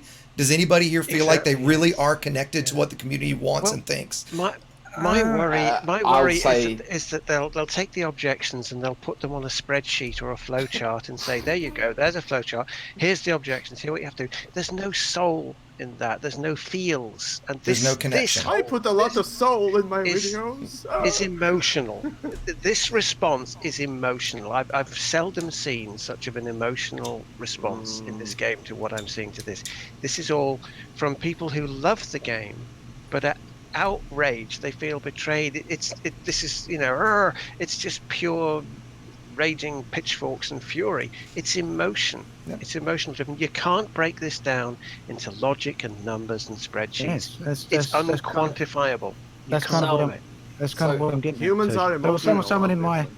a couple of people in Yeah. the chat asking me why I feel it's difficult. Well, the problem is because it's not a case that anyone's trying to be misled, or it's just a case there's a misalignment. Well, do you between think what that one do you group think did and what the other group they did. do a good job being connected to the community at large? Yes or no? So, Yes. I have a suggestion, and currently my answer is no. Wow. Thank you. But, so I don't know how familiar the rest of you are with a game called EVE Online. Very slightly. Okay, Sorry. so Never really played it. To a degree. okay, so in EVE, it's been around for 15 years, yeah. 12 I- years? Yeah. Oh, Yeah, Jesus. So in EVE, there is a group called the Council of Stellar Management. It is a group of 10 to 20 players of the game that are elected by the players to go and directly speak to the developers at CCP. They make the decisions with the developers of the game, what kind of features should be prioritized, what the feedback is from the players on features, what they think could be added, like quality of life fixes, etc., etc. I think Frontier needs something like that. They need to have a group Desperately. of players that are elected by us to represent us. Exactly. And I think those players should come from every walk of the game. It should be griefers, Exactly. explorers, Thargoid hunters, PvPers, bounty Young, hunters, old. young, old. Every walk of life in Elite should be represented in that group. I Can we have Exactly. bacon lovers could not represented? agree with that more. No. We're going to discriminate against bacon people. Yes. There we go. You can have Hydra Feels lovers. bad. Hydras. Yeah, yeah, We'll get Hydra. Hydras. Hydra. That would be a dream, right? Let's be honest. It's a Um, pipe dream. event- Certainly ain't going to happen in my mind. After I'm the not events of the, pessimistic I mean, like so- piece of shit like that. after the events of the Realistically, past few days, then with what's gone on with the Gnosis and with what the information we got from the delays of Chapter 4, I'd agree that there obviously is problems with the communication between Frontier and the player base, and that's down to Frontier to try and figure out where those problems are. There's obviously a disconnect there. It's whether someone Absolutely wants there to is. Turgeon, you said earlier, they're misunderstanding. Yeah. I'll say the way I would phrase it is that it's crossed wires. They're obviously thinking one thing and we're thinking another. But at the end of the day, there's a disconnect there, and that's at this point that should However be you look at obvious. it. However you look Whether- at it, whether- there's an whether- obstacle in communication between us and them. Some players are going to spin that in a negative way, and other players are just going to spin it as a fact. It's an opportunity. Some players are going That's to what get it angry at is. It's an opportunity. Acknowledging that it's there is the first step, and then doing something about it and making something out of it. You can get something out of this that wasn't possible before, because you've got the emotion of the community involved, ever more so now because of this. And if you can get over that obstacle and talk to the community and get them on your side, then you've got a winner. It's as simple as that. You can turn this to your advantage and have a winner. All it takes is a bit of communication. Yeah. I think there's the fear that, or the perception perhaps from some people, whether, so how to say it, if I was working at Frontier, and I was working on all this content, and I was a developer there, and I woke up one morning and I saw the player base ranting and raving at all the work I'd done, I'd be upset. Yeah, I'm gonna think, what have I done? Perhaps have I done something wrong? But at the same time, it's as a content creator, the same way to make videos. You make videos, you'll get 100 great comments, and you'll get one crappy comment, one little shitty comment that really sticks in your mind. So we all get that. Of course. That makes me focus on the grow. bad one. Yeah. It's the one you remember. Exactly what you That's mean. right. That's right. Exactly. It's the one. Yeah. So some like Yamiks, yeah. Some people think great, manage to troll someone or whatever. You can take it that way, but you can get 100 great comments. Is the point? I get exactly what you're And saying. You'll get that one crappy comment that really hurts. Yeah, it's the one that you remember. So, as someone working at Frontier as a developer, if I was there and I woke up to a forum full of comments moaning about an event that I'd created, whether that event had taken me 5 minutes or whether it had taken me 2 days to put together, it's gonna, you're gonna think, crap. On the one hand, you're gonna think, Why do I bother? why do I bother? Yeah. And on the other point, you're gonna think, well, they obviously don't get what I was trying to do. There's a lot of different thoughts that are gonna go through people's minds. So when all the community are having a go there, I think the community team understand that the players are not having a go at any developer directly. We're not sitting there saying that whoever created this event has done a shit job. No one's saying that. What is a team anyway, so you can't really point to right. what is being probably, said hopefully, is that at some place somewhere there's a disconnect between what players' expectations are and what Frontier's intentions are. There's a disconnect there, and There is. the players can't resolve that. That's not something we can resolve. No amount of messages, no amount of vague releases to the forums are going to fix that. No. There's a disconnect somewhere that needs to be addressed. And we don't work inside Frontier. We can't work out where that disconnect is. That's only inside Frontier that can be done. But to me, at this point, sitting here, and I think to all of us, it seems obvious that there is something not quite right. And that's not a disservice to Frontier. We know we can say Frontier mess up a lot. Frontier make a load of mistakes. Some people might say that, but at the end of the day, a fact's a fact. Some people are going to spin it more negatively than others. But whatever way you look at it, is. I think it's a measure of how much people love the game, that they can be so riled up Absolutely. when something like this happens. I think You're that's not an gonna important get this thing to animated state about too. something that you don't give That's a right. stuff about. That's right. No, if you don't care about the game, you go, sod it, and you just go and play another game. But it's because we all love the game so much. When something turns up that really gets under your skin, or you go, well, they could have handled it this way, or they could have done it this way. Well, why did they do it that way? Why didn't they tell us? It really hurts more than if you didn't give a damn at all. I tell you, one of the biggest comments that annoys me is when people say stuff like that. Well, if you don't like it, you don't have to play it, or why are you just sitting there complaining about the game, right? It's not your game. You don't get to, if you don't like, again, if you don't like it, just shut up. Well, it's because you don't like it's not because it's not because we don't like it. It's because we absolutely fucking love it. Is why that we're doing this. I wouldn't go that far. Well, yeah, I mean, you get what I'm saying. Like, we don't all spend our free time creating content and playing this game and talking about this and have the hours we do in game because we think it's a shit game. It's because we love it when it comes down to it. You're absolutely right. I haven't made a 41 episode video series of any other game. Let me put it that way. Right. I've never started a YouTube channel before. I didn't build a career around any other game. Yeah. I did! Planet Side, bitches! Yeah, you did. Fair enough. Well, fuck off back to Planet Side then. I was about to say, you game whore, you mean you played a different game? I mean, let me just point out too, I mean, there are some of us who don't even play the game, but are playing the metagame. I mean, all of the EDCD guys, we spend months and months working on tools to make everyone else's game better. Sure. And most of the time, we're not even playing it ourselves. For the same reason, here to support that's right. the community. For the same reason, we all spend 4 or 5 hours a day creating videos, right? Same kind of thing. Exactly. Yep. Sorry, Yamiks, I didn't mean to step on Sometimes it does feel that third-party folks in general, I'd say, spend a lot more time actually developing useful things than devs themselves. Oh, the drop! Drop the mic moment. Can I jump in with a comment? Of course. Go. Go on, DJ. I think you've been trying to say something for a while now, but No, there's been several things where I've been like, but other people have said other stuff, so it didn't matter. But no, someone yesterday made a comment to me, a friend of mine called Ben, and he was like, do you remember a few months ago all those people going on about how great No Man's Sky was? And I went, no. And he went, yeah, and then they released a major patch, and everyone's singing about them from the top of the fucking rooftops. They changed things big time. Yeah, no, they did. Yeah. But if you try and tell me that Elite isn't a game that can do that with a single patch, just like No Man's Sky did, I would disagree massively. I think it can. And so, sorry, the thing that I'd like to just kind of to draw this all to a bit of a conclusion, temper this all with, actually the future for Elite could be amazing. Yes, there are issues. No, yes, there are issues. Of course there are.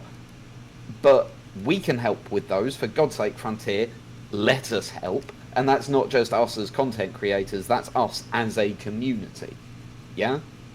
And the other side of it is, we quite often get trapped up on the negatives. We quite often get trapped up on the bad side of things. There is an awful lot. Like, could you imagine coming into this game fresh with no knowledge, like, you know, you're not played it at all? There is a huge amount of content in this game. There's a huge amount of things to do. However, are all at the end of the spectrum where we played so much. We've all watched Colo's stream, haven't we? Yeah. And the delight in seeing someone like Colo who's started where we were and is experiencing what we experienced, and it makes you remember what it was like for all of us when we started the game. You know, the joy and the fun we had from that. I mean, this is the problem though when you have when you set yourself high standards, like in a game like Elite. The good stuff is like really good. So when you get something bad, it doesn't just look mildly bad, it looks disastrous by comparison, because the good stuff is so good. You know, that's the problem with it in a way. Who are we talking about? But yeah, Colo. Just the game. Well, we're talking about Colo. Hello, it's Colo. Yeah. Oh, just somebody give me a link later. The game. Haven't seen. All right. The game in general. It's because the good bits are so good that when there's a slip up, it looks 10 times worse than it actually is. And because everybody is so emotionally invested in the game because it is so good, they really fire up when something goes wrong. Yeah, very much. It's a perspective thing. That's a typical needs to be thing, a perspective thing. A bit more communication, we could resolve that. I know we could. Do we want to, since we've kind of beaten this subject for quite a while, do we want to go around and let? Well, no, I mean, I know, no, but why don't we go around and let Yamiks put this in chat, like, you know, why don't we go and talk about, like, maybe each of us what we think we take from the event, or just, I guess, a way to close that out. Right? Yeah, I mean, we got about 20 minutes. Yeah, I think that should. I mean, the next question is, do we want to? I mean, I know with time and everything, do we want to talk about the mission board changes that were just proposed? If we got the time at the end, probably yeah. But as it is, this is you know, you already started the topic, so there's no way to go, buddy. Fair enough, right? So I guess, like, you can blame yourself. I would suggest either close this out, or let's go on for another 20 minutes and save mission board for next week. I mean, it just got posted, so, you know, we don't have to go on it. Yeah. Right. So since I said, wait, you wanted to say something? Yeah, go Ant. Okay. Well then, all right. So what the fuck did we got out of this event? So now, rather interesting, not anecdotal facts I will be posting here, or maybe just retelling. So yesterday, as the whole shit show went down, I started streaming, and of course Zach did come in as well, and so on and so forth. So now, during that stream, both on YouTube and Twitch, well, mostly on YouTube though, I noticed, well, it was hard to not notice, but a tremendous influx of viewers, and it was rather interesting to see and witness that essentially, during none of the patches before, in this year, or even in the last year and a half at least. I've had such a rather big response to an event or happening in the game or around it, and this to me speaks volumes about essentially what both the year has brought us, this whole year, and of course also this event. Uh, for those of you that perhaps can't connect the two and two together right away, essentially, the event was quite popular. Obviously, a lot of people enjoyed, or rather wanted to enjoy it, and yet got disappointed tremendously. And here we see the result because of this leading on. Well, of course, on my part, that would be developers leading me on, and then just saying no. And of course, the other thing is talking plenty enough about the fact that throughout this year. There have been, of course, interesting things happening here and there, but mostly nothing has happened. Now, I understand this is a gap year where they basically take a step back for Jurassic Borg and other games and other things in the company, which is understandable. But still, you could have done a lot better. And with this thing and with most other updates as well, I personally say I can, well, maybe not a lot disappointed, but I definitely feel the disappointment creeping in a lot of places. So the next fucking year better be fucking good. Okay? Next. Why don't we just go down the list in terms of alphabetical order? DJ? Sure. What I took from this is that hopefully Frontier are going to be a bit more reactive. That's the main thing that I've taken from this, and I really, really hope they carry on with it. I really, really do. I'm mimicking DJ in this, and that realistically, I hope our lines of communication with Frontier expand, and that they pay attention to what the players want, and that they listen and respond, and that hopefully we'll see more of these type of, things dealing with the Gnosis and just in general of combining what Frontier's story and the player's lore and putting the two together, hopefully in a better reaction. But yeah, and I'll agree, but with a significant change. DJ used the word reactive. I don't want Frontier to be reactive. That's what they're doing right now. I want them to be proactive. I want them to reach out and engage with us before a shitstorm like this happens, because in this case, it would have been so incredibly easy to have reached out to, on a simple way, any of us, certainly anyone in canon, right? If they were proactive about these things, right? That's the problem. They are reactive, right? The whole community freaks out. They're proactive in that they don't test anything, so there's bugs. I think DJ said he was impressed that they fixed it in 12 hours. I call bullshit. Fixing something that should have never happened is not impressive. It should have never happened, right? If someone there had play tested it for 2 minutes, they'd have gone, oh wow, I just attacked a Thargoid outside and got the no fire zone. We got to turn that off. That should never have slipped through. None of us would allow something that sophomore to come through in any of our content. So I agree with everybody that I absolutely applaud them for trying to do something. I do hope they continue to try to do things like that, but engage with us and be proactive about that instead of reactive. Yeah, I feel. Paroxsym? Yeah, I feel exactly the same as that.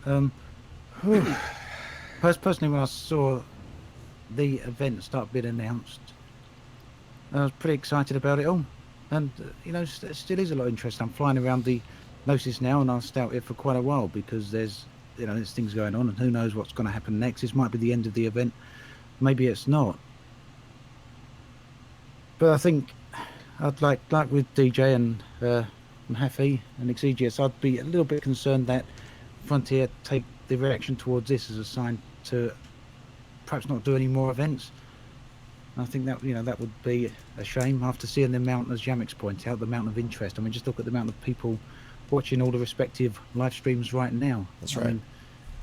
I've got more watching today than I've had for quite a long time. How many do you have on right now? More watching people Me than too. Actually the official dev streams themselves often. Combined, we probably have, definitely. Yeah. Yep. So there's definitely a lot of interest in these events, and I think it would be a real shame and probably I'd go as far as to say it'd be a big mistake to not do, to take this as a sign that they shouldn't do anything like this again. They definitely need to do something like this again. And I think they should carry on. But what my takeaway would be is just to say to Frontier, just have a look at what you think went wrong. I personally don't think what went wrong was with the player base. It wasn't the players expecting something that they shouldn't have been expecting. I think there's a disconnect somewhere, and that's really something that you guys need to look at. Yeah, I agree. Turgeon or Paroxsym? You're the yeah. last two. Get your oar out, man. Come on. All right. My takeaway from this is that, I don't know, I wish the writing was better. I mean, just on so many different fronts. Turgeon, you can back me up here with, the quality of writing, but like, I'm going to get hung up on this whole fucking kibbles and bits thing because I just can't get over it.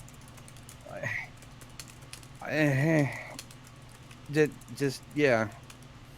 I don't quite understand how the writing can be so bad and their excuses for why things are the way they are be so incredibly bad.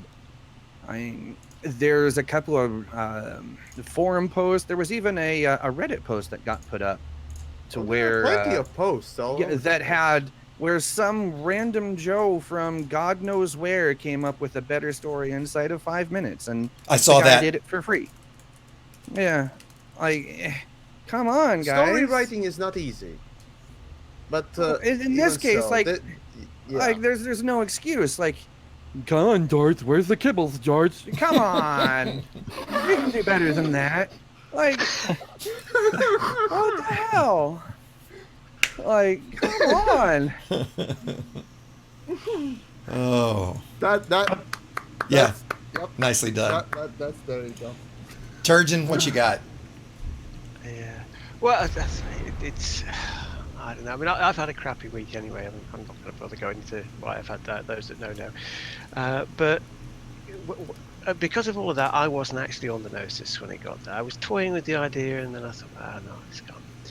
But I was a bit of a loose end, so I sat in on Plater's stream on the morning of the Gnosis, and the single biggest thing I took away from that whole experience is it's not about the facts or anything like that. It was the feeling. There was this massive feeling of disappointment, and to hear Plater disappointed with the state that he's in at the moment, that was quite painful, It's just the expectations that people. Now, all right, admittedly, as original No Man's Sky, not No Man's Sky Next, tells you, you can have raised expectations, and they're going to be too raised, and no matter what happens, you're going to be disappointed. So expectations are one thing, you can kind of discount them. But what was obvious from the outset is the enthusiasm of particularly the exploration community. It was like kids bouncing up and down on the back of a seat going on a ride, a mystery ride. Hey kids, we're going on a mystery ride, isn't this great? Yay.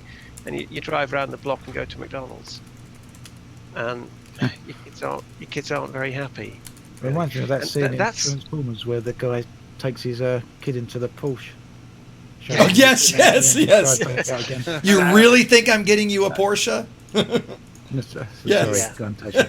No, that's exactly right. That's a damn good point. And that's the thing. It was the feeling of disappointment, and I was just left thinking, this could have been handled so differently. It could have been. It's like they've taken things for granted. They stepped over certain aspects of what could have been done, and they just jumped straight to the end point without considering all of the steps in between. They had a goal in mind of what they wanted from it, and they didn't look at all those steps in between and see what consequences they would have had for the community in general. And all you have to do is have a look at a playback of Plater's stream when he lost his Explorer Conda twice in about 5 seconds each time.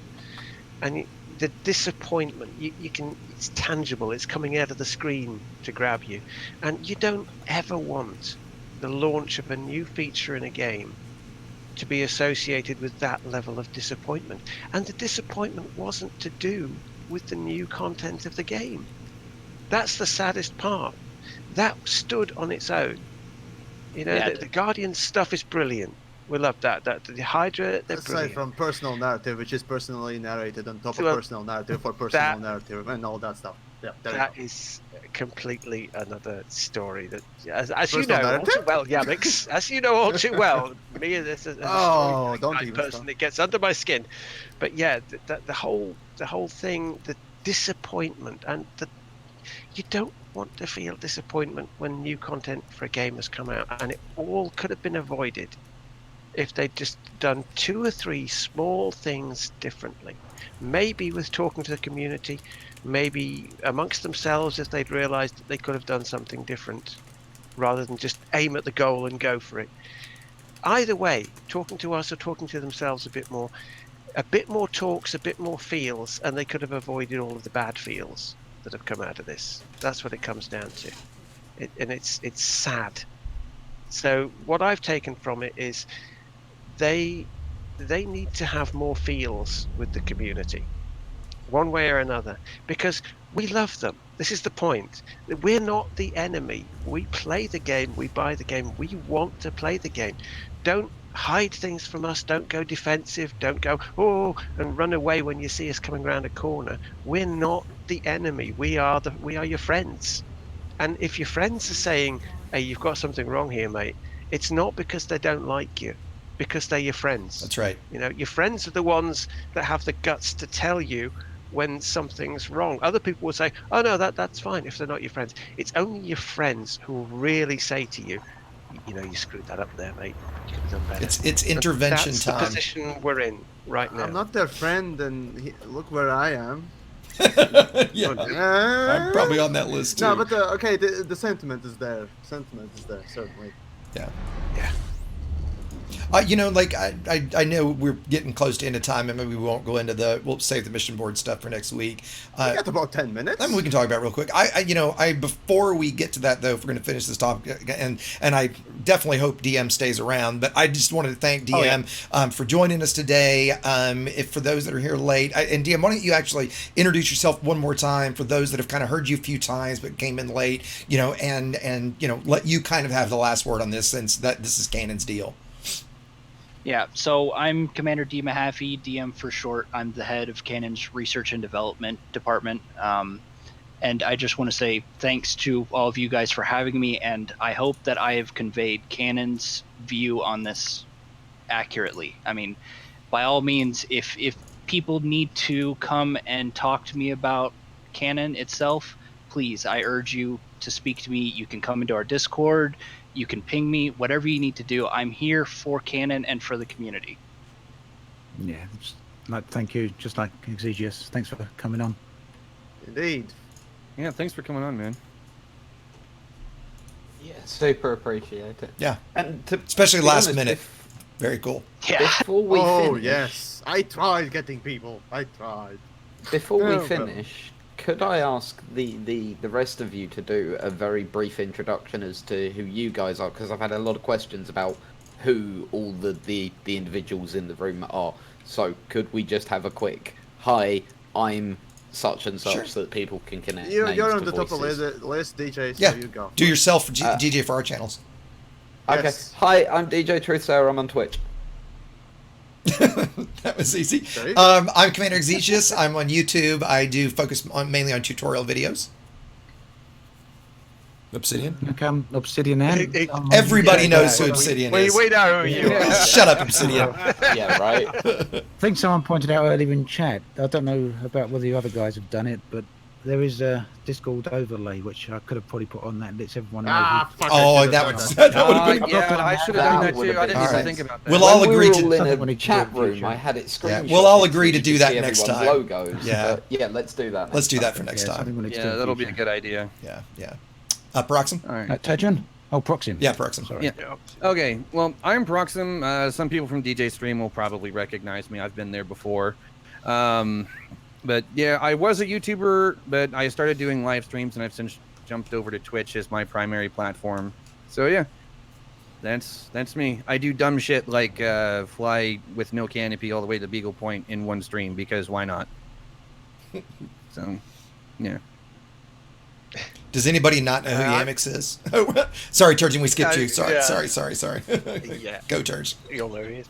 Yeah, I'm Turgeon. I do a video series called Turgeon's Travels on YouTube. It's up into, oh God, is it 2 years now? I can't remember. There was the Control Alt Space competition thing with the Stardust video, and That's 2 when it years, started? distant worlds. No, that was halfway through it, I think, actually. A little into it. Right. No, it was February, March, I think, that year, and then that competition was May. So yeah, since then it's 41. God damn it, 41 episodes. So just about 8 or 9 hours of junk there. It's allegedly humorous stories set in the elite dangerous galaxy. I like to think they're funny. Anyway, some people think they are. I find them amusing. So that's what I do. They're great. Yeah. Oh, they're fantastic. Your subscriber counts are criminally low, Turgeon. Right? If everybody hasn't gone and subscribed to Turgeon, please do it now. This stuff is awesome. Do it now, not later. Truly accurate. Yeah. Oh, cheers, guys. And then last but not least, I'm a cunt known by the name of the Yamiks or Yamiks. I'm the great and powerful one, the one and only. Yes, certainly. And essentially, what I've been doing for the last couple of minutes in my stream is basically what I tend to do usually in my usual travels in Elite. So, yay! also But yeah, brief I'm basically just a anecdote. cunt. Wait, you were flogging brief horses? Anecdote about Sorry. brief DJ, anecdote go. about Yamiks. We actually had to tell him that when we were doing a panel, a family-friendly convention, that he couldn't introduce himself as, "Hi, I'm a cunt."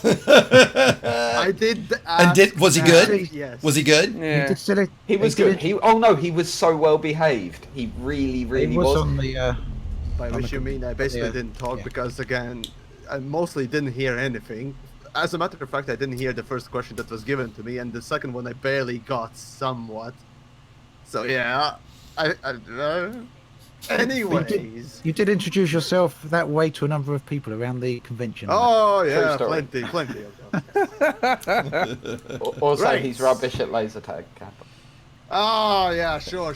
When you get fucking murder boned, basically by Zach and Maybe, but Drew Vega, who's rubbish- basically camping. Drew and Zach who were was the one with the pen and the lady's chest? Who was that? Oh, that was so. That was funny. Yamiks. Eh? Oh, Yeah, that who was was that? so funny. Never mind camping in tag.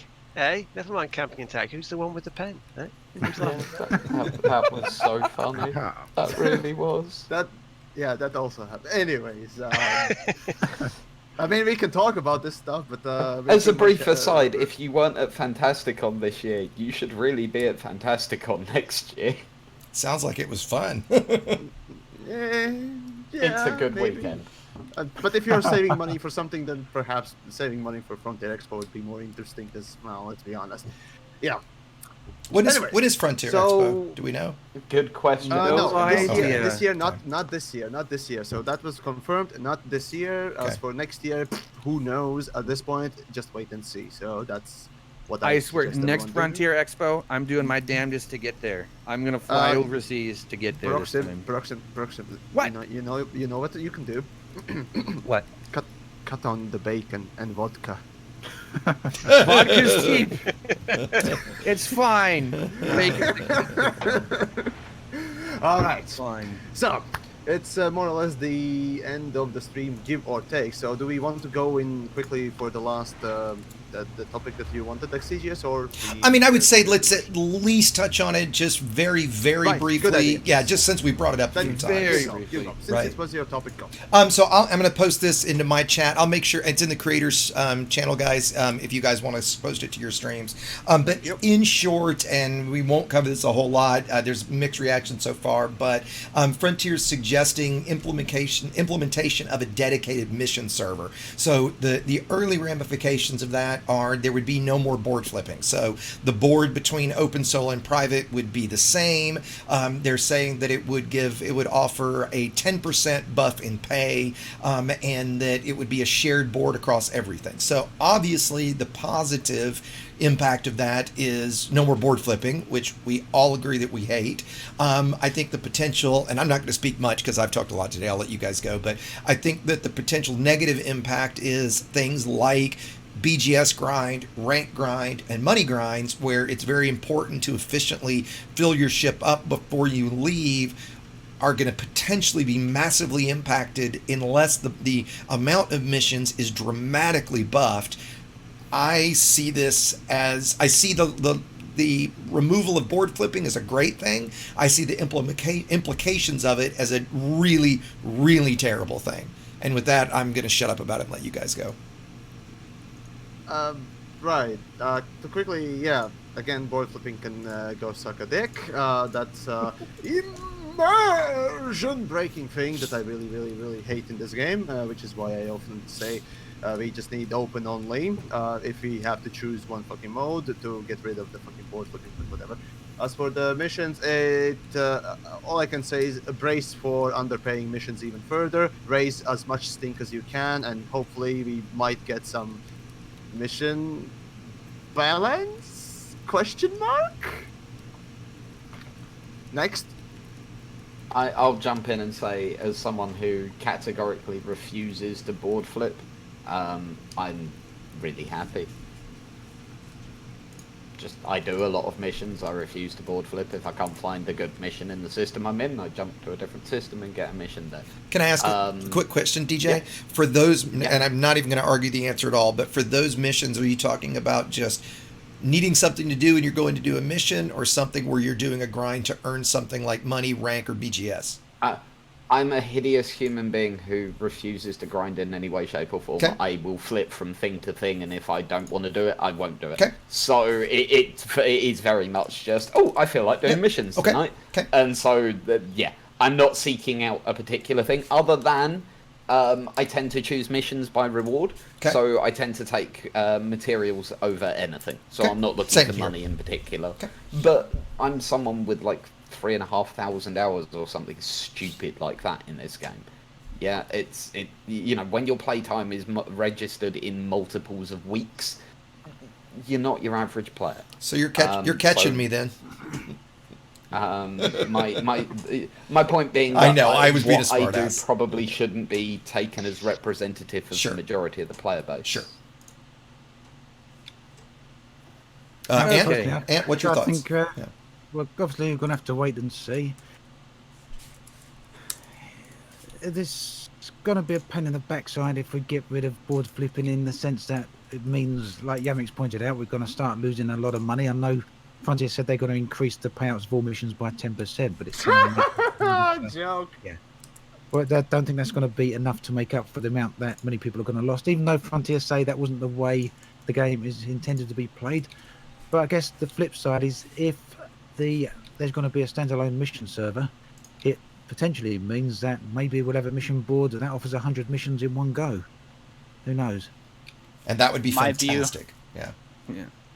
My view on it is, I'm hoping it doesn't increase the amount of time it takes to gain these things, because the more people I have doing missions, the less people I have out finding shit.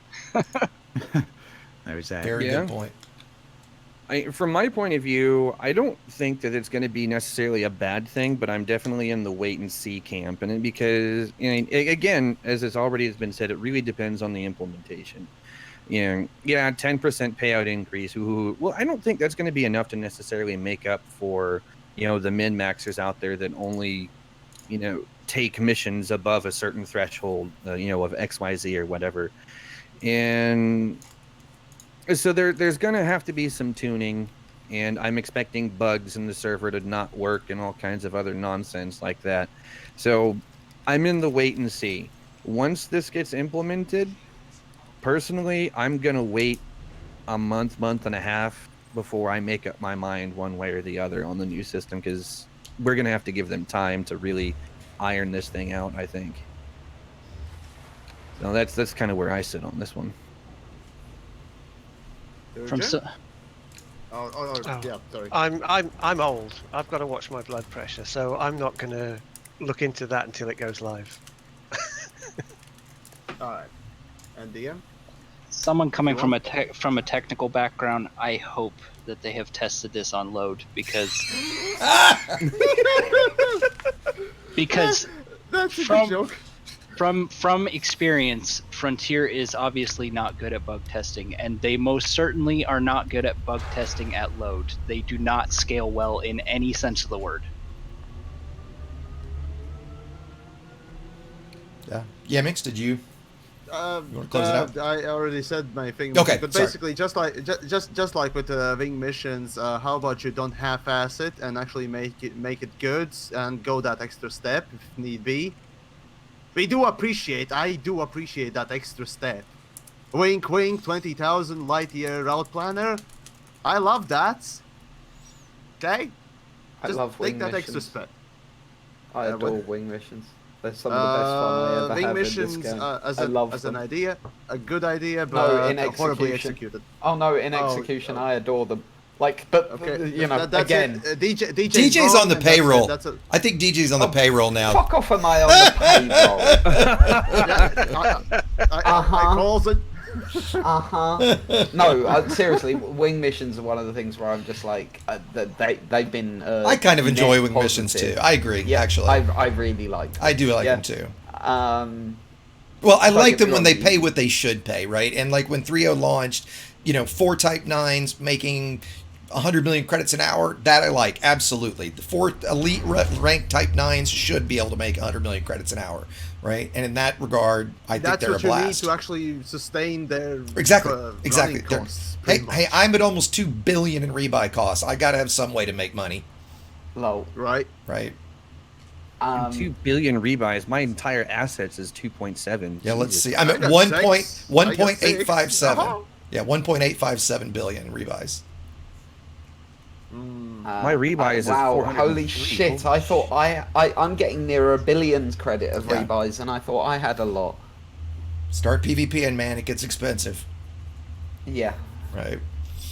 And that's where I the think, majority and of that's my where work where has I come worry from. about this is where it hurts those players, right? Your average player, the ones that don't min-max things and don't stack up and aren't grinding out rank and things like that.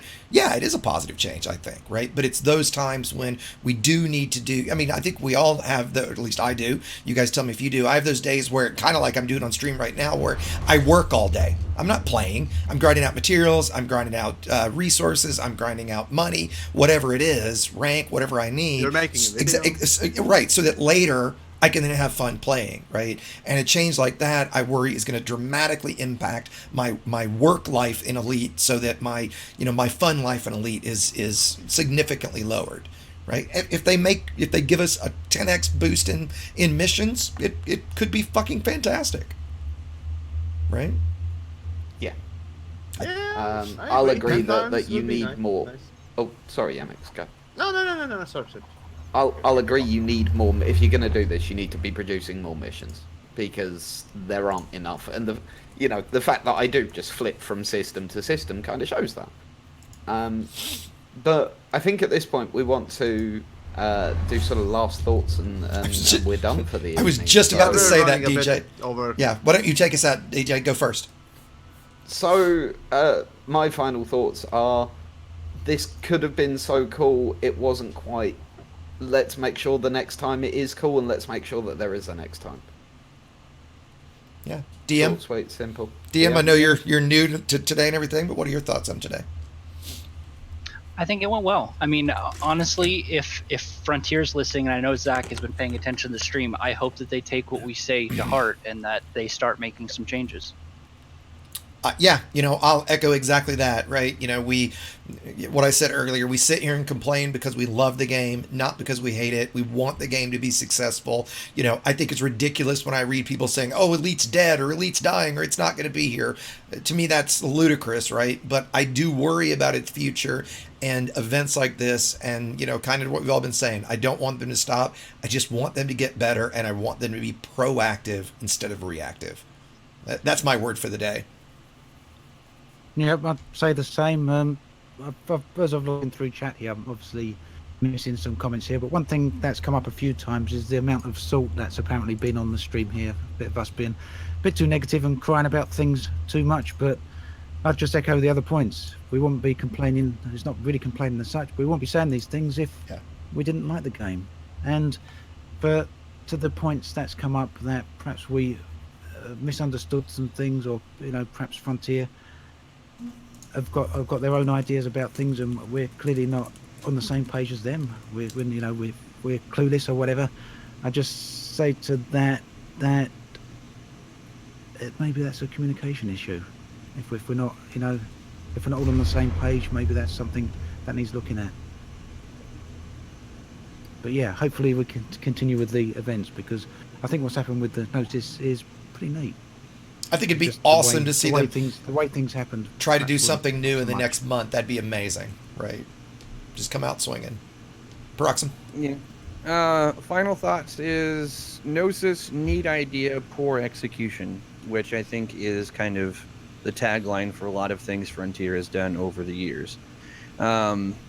That's really what this kind of boils down to in the end for me. That's really about it. I did have something else to add too, if it's all right. Yeah, go DM. I just want to make it clear too that canon, we're still rolling with the punches. I mean, the Gnosis is still going to continue its expedition. I believe our next stop is, I think we're headed out to the Rift, something like that. But I do hope that the commanders that are still out there on the Gnosis with us will continue to roll with us as we explore into the distance. Great point. Turgeon? Well, I just have one point to address to Frontier really about the whole thing, and that's we're not your enemy. I know that today it looks like there's a lot of Great people point. calling for your blood, and asking, but we're not. We are your friends, and that's what we're for. But the flip side of that is don't take people, the whole community, don't take your players for granted, because when you do that, this is what happens. We are your friends, but don't take us for granted. That's my final thought for it. Okay. The Yamiks, he's still there? Okay, so to make everyone look better, Frontier, rather not the whole Frontier, Elite Dangerous Depths. You've done fucked up. Now go back and make something that is good. Okay? Classic Yamiks. If you don't get the joke or reference there, Gordon Ramsay. If you don't get that, fuck you. Okay? I ain't gonna accept some half-assed piece of shit that is plopped in front of me. Go back to your fucking kitchen and remake that fucking steak, okay? There we go. That is an Awesome. excellent way to close out, is it not? Yeah. I agree. As usual, on the stream here, we're all gonna probably disappear off to our own stream, so we'll be standing around for. I will anyway. For a couple of minutes, yeah. Yeah, I'm gonna say I'm actually gonna keep I don't know it for a little while if anyone wants to jump in. So. I want to make a Just proper so you episode, know, so I'm anyway. not gonna go long after anyways. Right. So yeah, today we've been joined by Obsidian Ant, let's see, Xegius, DJTruthSayer, DM, again, from Canon, I guess that's... Sorry, again, it's hard to D. Mahaffey? introduce people. D. Yeah, Mahaffey. D. Mahaffey. Yeah, there we go. There we All right, go. Paroxsym and Turgeon Starstar. And don't forget, Down to Earth Astronomy was with us at the beginning. Oh yeah, right. Yeah, It's yeah. important. Yeah. And I'm yours truly, the great and powerful, the one and only Yamiks. And I suppose we're gonna see you next week for most likely something more positive and probably more maybe not interesting.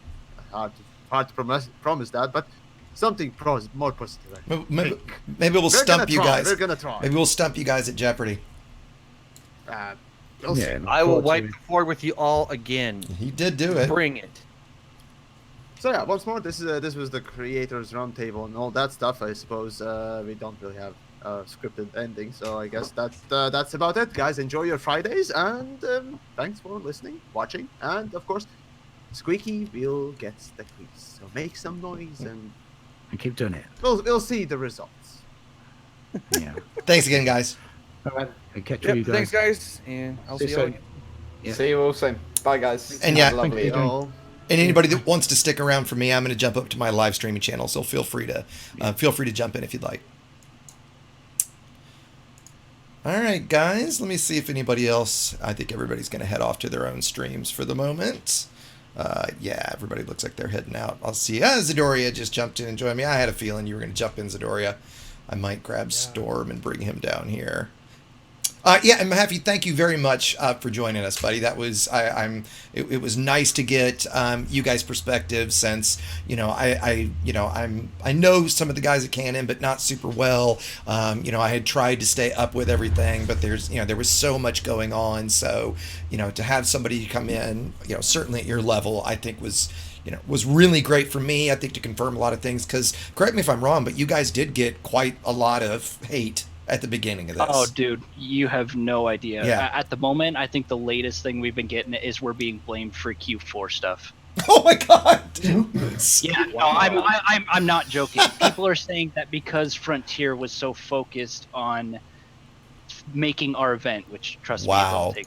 And anybody listening that would like to join in the conversation, my link for Discord is in YouTube and Twitch. I got home from school. What did you guys talk about? So just a quick recap for those that maybe have joined late. So in short, the two topics today, there was one big topic, one fairly little. The big topic was the whole clusterfuck with the Gnosis, Gotcha. this week, right? Just basically going through what happened, how it could have been handled well. It was a good conversation in that we had several different perspectives. It seemed that, DJ was definitely very far on the side of, you guys are crazy, this was actually great. That there were some minor fuck-ups, but that was it. To Yamiks, and I was pretty close to Yamiks' extreme of, no, they pretty much screwed this up in every way they possibly could have. DM or Mahaffey, who's here with us, is a member of Canon. What was your title again, DM? Head of research and development. Yeah, I'm head of R&D, so I'm the one that's building third-party tools for Canon stuff. Yeah, right. So no, please go DM. Me and my entire team. I have probably 10 other developers that work underneath me.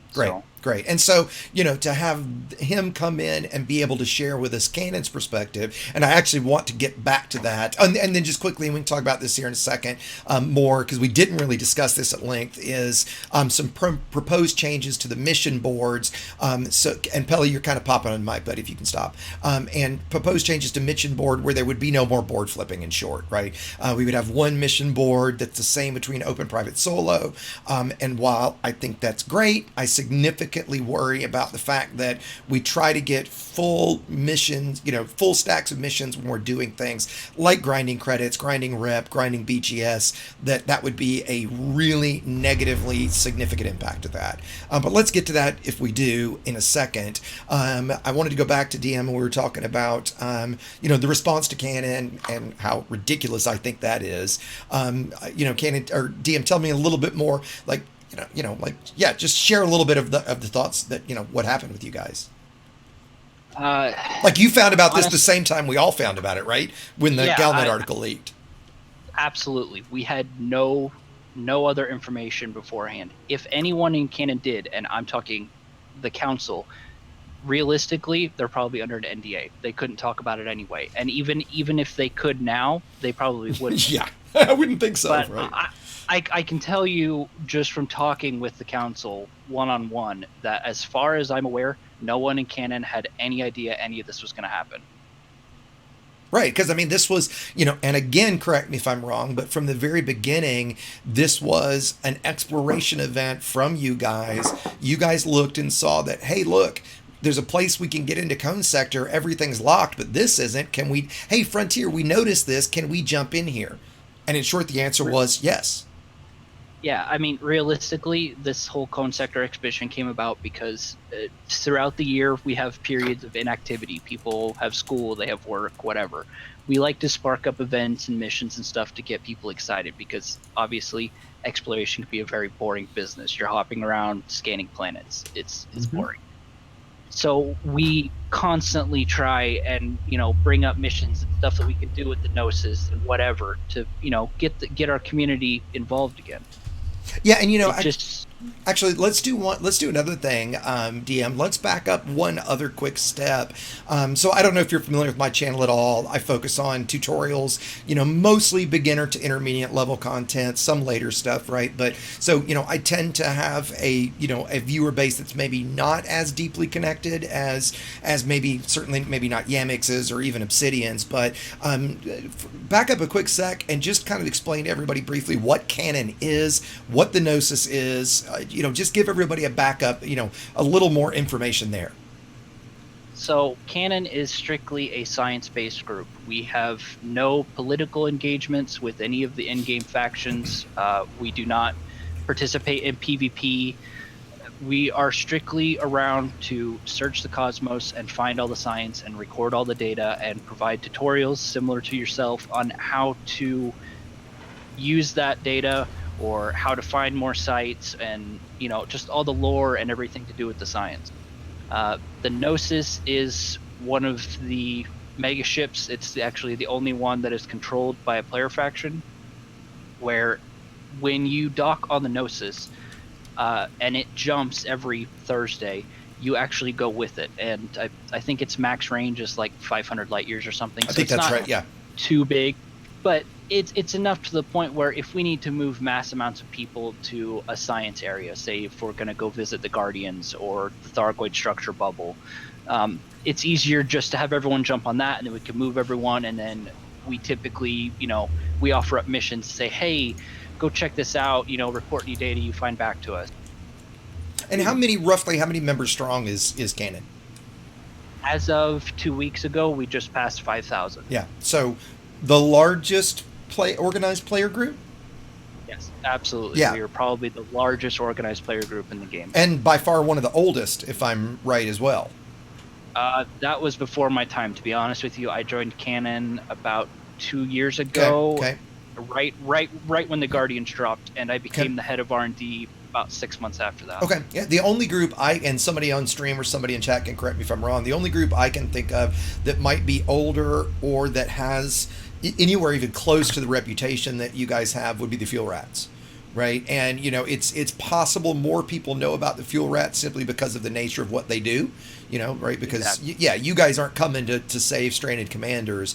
But at the same time, you guys are the ones that are figuring out. And actually, I'll throw you guys some credit in that as soon as 3.2 dropped, as soon as it went live, I was live streaming, obviously, wanted to come find new stuff. I had a tutorial on how to unlock the fighters in 12 hours, right? I wanted to figure that out for everybody. But at the same time, the way I figured that out was I was watching your Discord channel, with Plater, and I think it was Plater, Paroxsym, and I, okay, when are they going to find the Thargoid or the Guardian beacon, right? Of course it was going to be Canon that was going to find that first, and it was, or at least as far as I know it was, and that's where I got the information and immediately turned, and we went straight to the beacon, right? And that's where so many of us get our information from, you guys. And while I'm pretty dedicated to the game, and I know some fanatical guys about the game, if you guys don't know, nothing holds a candle to what these insane maniacs do.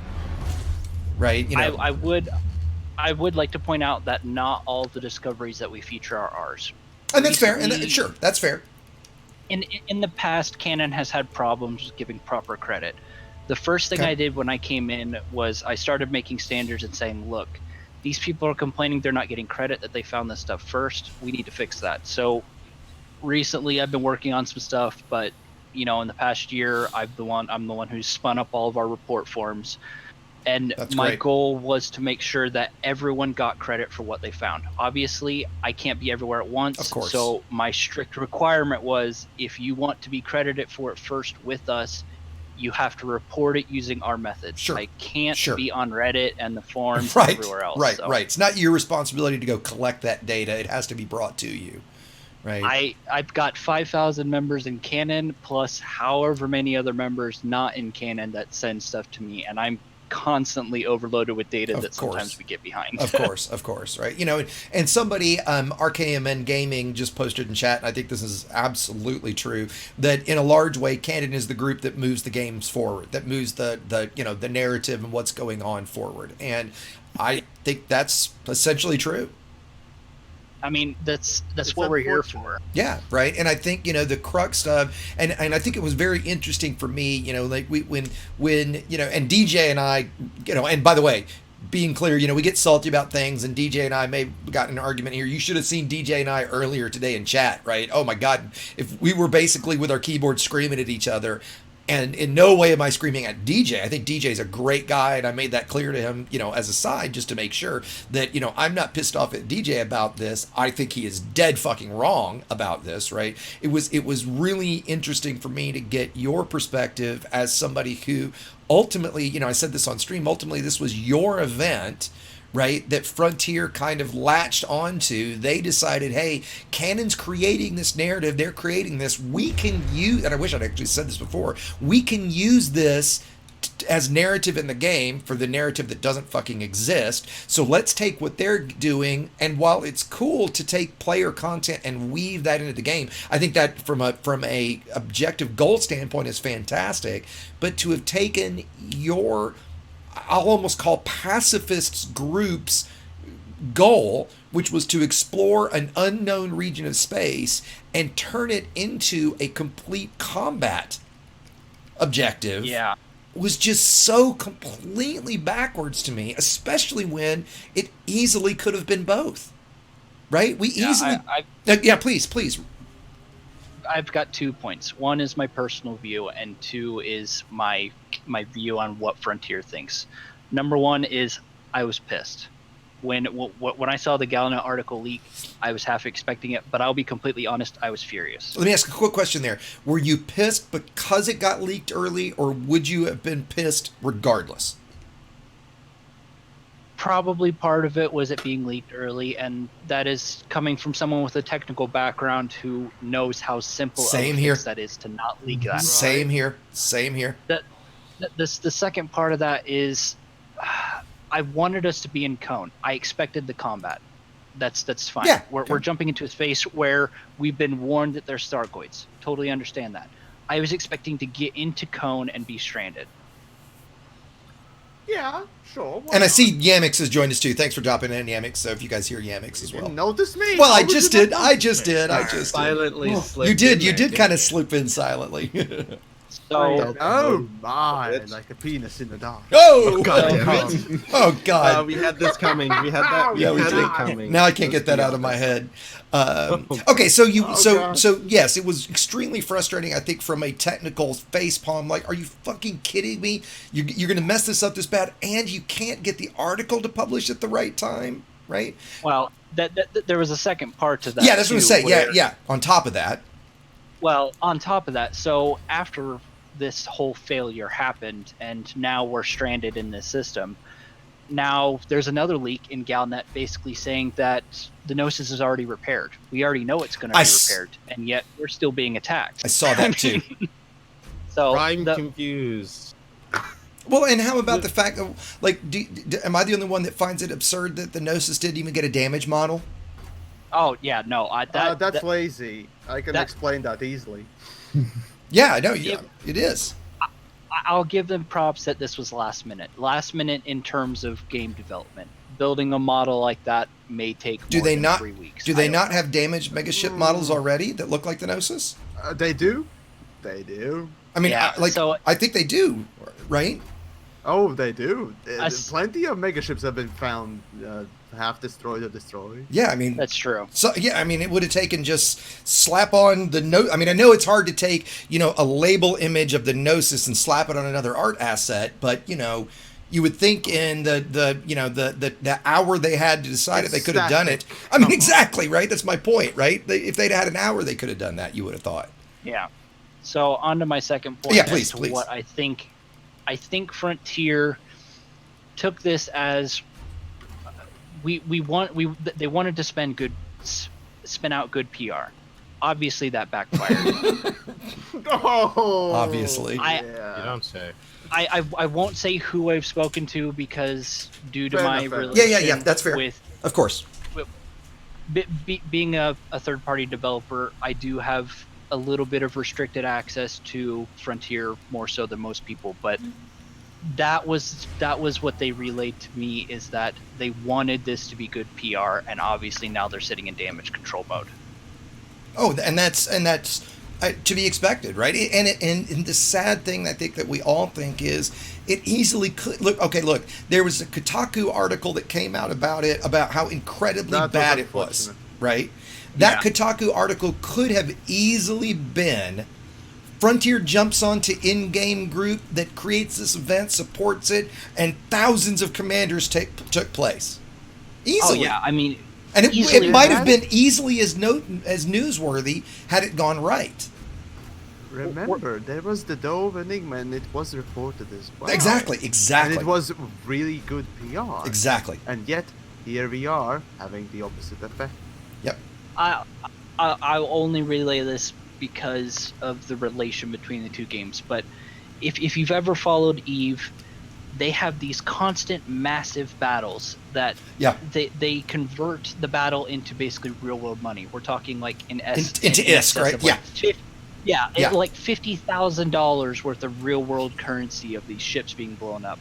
Thousands of people are driven to that game. It's been around for 15 years. I mean, with 11,000 commanders, I'm probably close in saying that that's at least 20% of the entire elite population.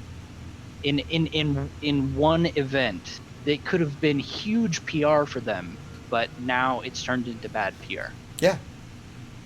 I mean, like we said before, it could have been so easy for them to have just let us jump in. There'd be 3 systems there. We get attacked when we get there. Or I think you might have even said, DM, that we jump somewhere that's close or somewhere else that, like Yamiks was supposed to go to Beagle and it went to Colonia. So it massively went off course, right? Okay. Let the same thing happen where it drops out in some somewhat unexplored area. It'd be easy enough to find some place that's not all, taken up, right? And have the Thargoids engage us there, right? Then the explorers would have something interesting to do, right? Which I would love to see the stats. God, I just realized this. Does EDSM, would it show the stats, or Inaris show the stats of what ships are on the Gnosis? I'm curious. It doesn't show what ships are on the Gnosis. I just recently, because I've been working with Anther, the guy who runs that, he just recently added something so that we could actually track the people that are docked on the Gnosis that are on PC and using a client. Yeah, I'm curious what the breakdown between AX outfit ships versus exploration ships are, because my gut says it's got to be at least half, if not 3-to-1, exploration to combat, because it was billed as an exploration trip. Yeah, that's probably a fair assessment. Right, and so you just shit on half, if not 3/4 of the players that have taken the time to go out there, right? For the benefit of the 25%. And I mean, honestly, on my videos, I constantly get responses like, well, this is cool and all, but who the hell cares about fighting Thargoids? Right? Sure, I think it's a blast, and some people do too, right? But it's such a small part of the population that actually does that. Yeah, we had a small spark of it in canon, and we started up Lab 69 to basically work with AXI on it. Okay. Great name, by the way. Great name. Yeah. And in regards to the position of where the Gnosis jumped to, that is just pure laziness. The data on that is that system has the closest ammonia planet to where we jumped from. Oh, okay, so you know what? I will at least then give a tiny bit of credit for some thought into not just completely randomly picking a system, which was my impression, right? So I will at least maybe I'll give that where it's due. But again, that still is an incredibly lazy way to do it, right? Because I could have jumped there in 12 light years in a fucking Sidewinder. I could have jumped that much further, right? Exactly.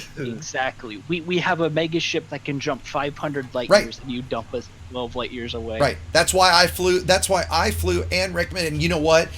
2 weeks before this, because I flew out to the Gnosis really early, like when it was 2 systems prior, right as it got announced, I almost did a tutorial on this. Like on how to outfit a ship and where to go and the whole thing. And for right up until the event, I remember thinking, damn it, I was going to do it right as the Q4 announcement came out, and that just kind of burned me out, and I was just kind of annoyed with stuff, and that put the nail in the coffin of me doing it, and fuck me, am I glad I did not. Yeah, right? No kidding. because it's been a shit show at the Gnosis basically since this happened. We've had so many deaths. Well, yeah, right. Okay, so we've bitched about it enough. We've summed up for the people that are late, what happened and everything. I think where to end this part of the conversation is, where do you feel like canon goes from here? What do you feel like, if any, impact this would have on, I made the bet to DJ on stream that other than Distant Worlds, because that's already scheduled, there's already been a ton of work gone into that. Other than that, I don't see the player group coming together to try to put together some mass event like this in the next 6 months. And I'm curious your thoughts on that. Distant Worlds, isn't it? Yeah, well, yeah. So as I said, other than Distant Worlds, which quickly those that don't know, Distant Worlds is there was a Distant Worlds 1. This is Distant Worlds 2, which is a very, very long-term expedition. Somebody tell me if they know how long it lasts. Is it a year? 6 months? It's long. If somebody can find out and let me know, great. And it's been planned, again, I don't know for how long, but for a long time. There's a huge amount of work that goes into it, a huge number of commanders signed up, and I think that will obviously still go forward. But I think I think something new being planned by a group in the next 6 months, you've got to think every group's going to go, well, shit, why would we? It's something that we'd need or work with Frontier on, right? Would anybody have any confidence that would go down well? Is this, how bad of a taste does this leave in people's mouths?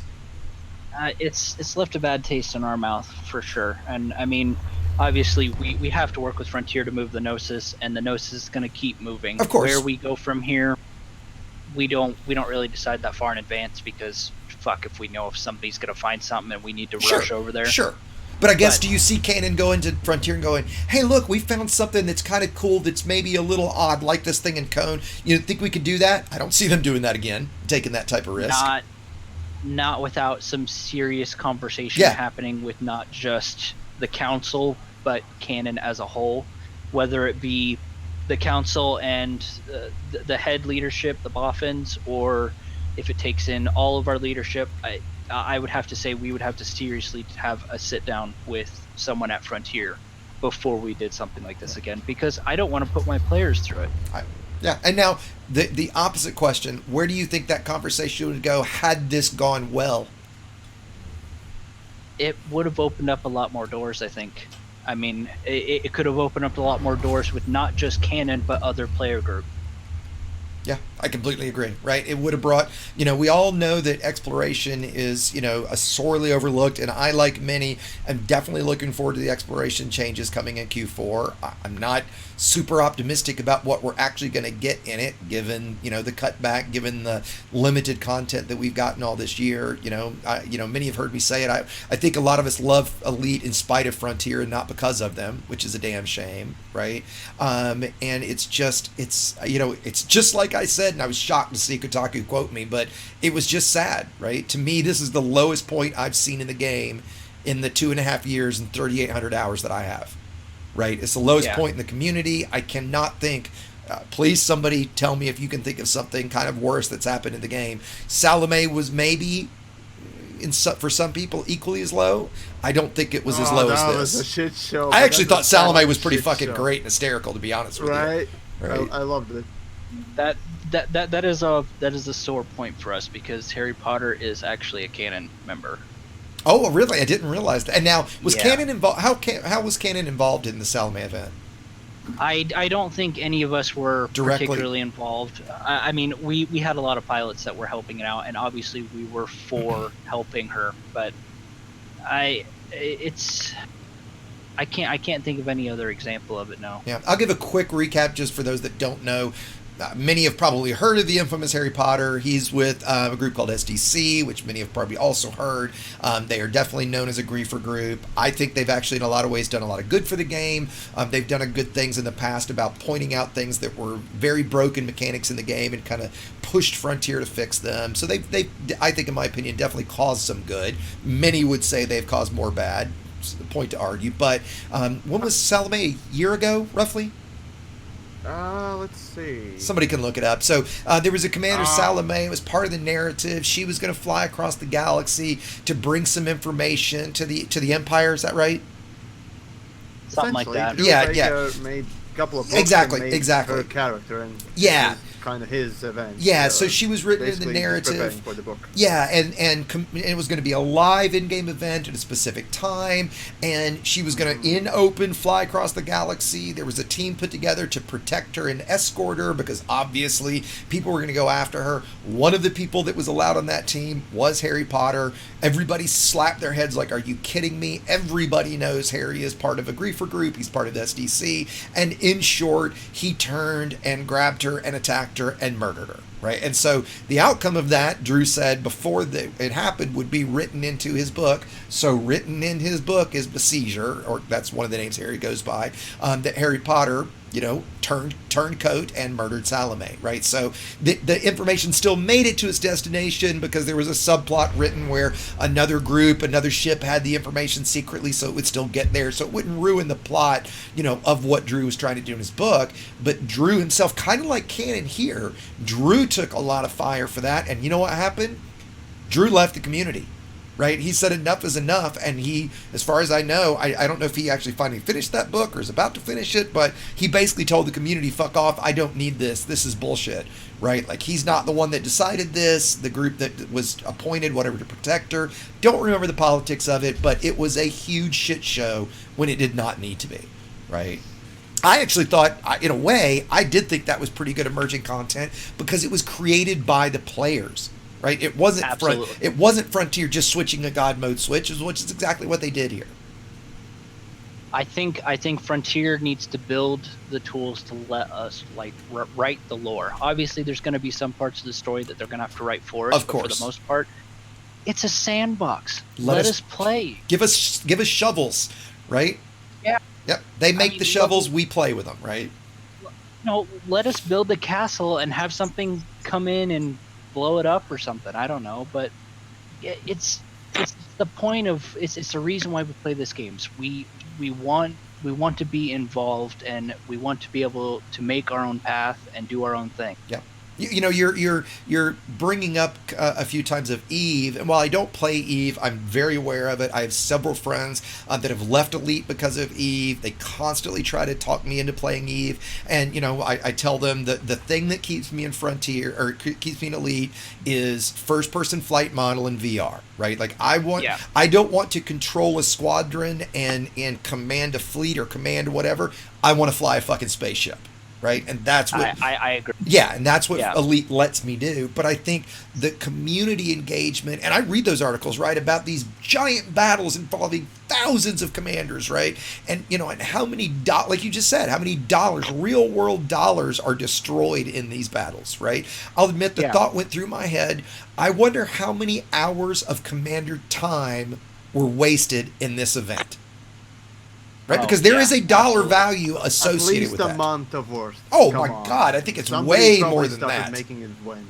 Right, I mean, if you think that there's 11,000 commanders, call it on the low side, 2,500 of them had their time wasted. On the average, probably somebody spent 5 hours on the low side setting up a ship and everything for this. Let's round up and say that's 15,000 hours.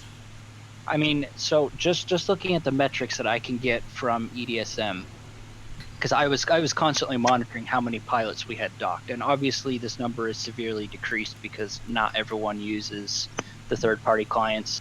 But as of probably a week before, and this number is confirmed by FDev, there was 10,000 people on the Gnosis a week before the event happened. Prior to that, just my tracking, the first week after we announced it, we had probably 500 people on. The second week, about 750. And by the time it rolled around, I was tracking upwards of 1,500 a few days before the event. So a significant number of people were at the Gnosis long before the event was supposed to happen. Yeah.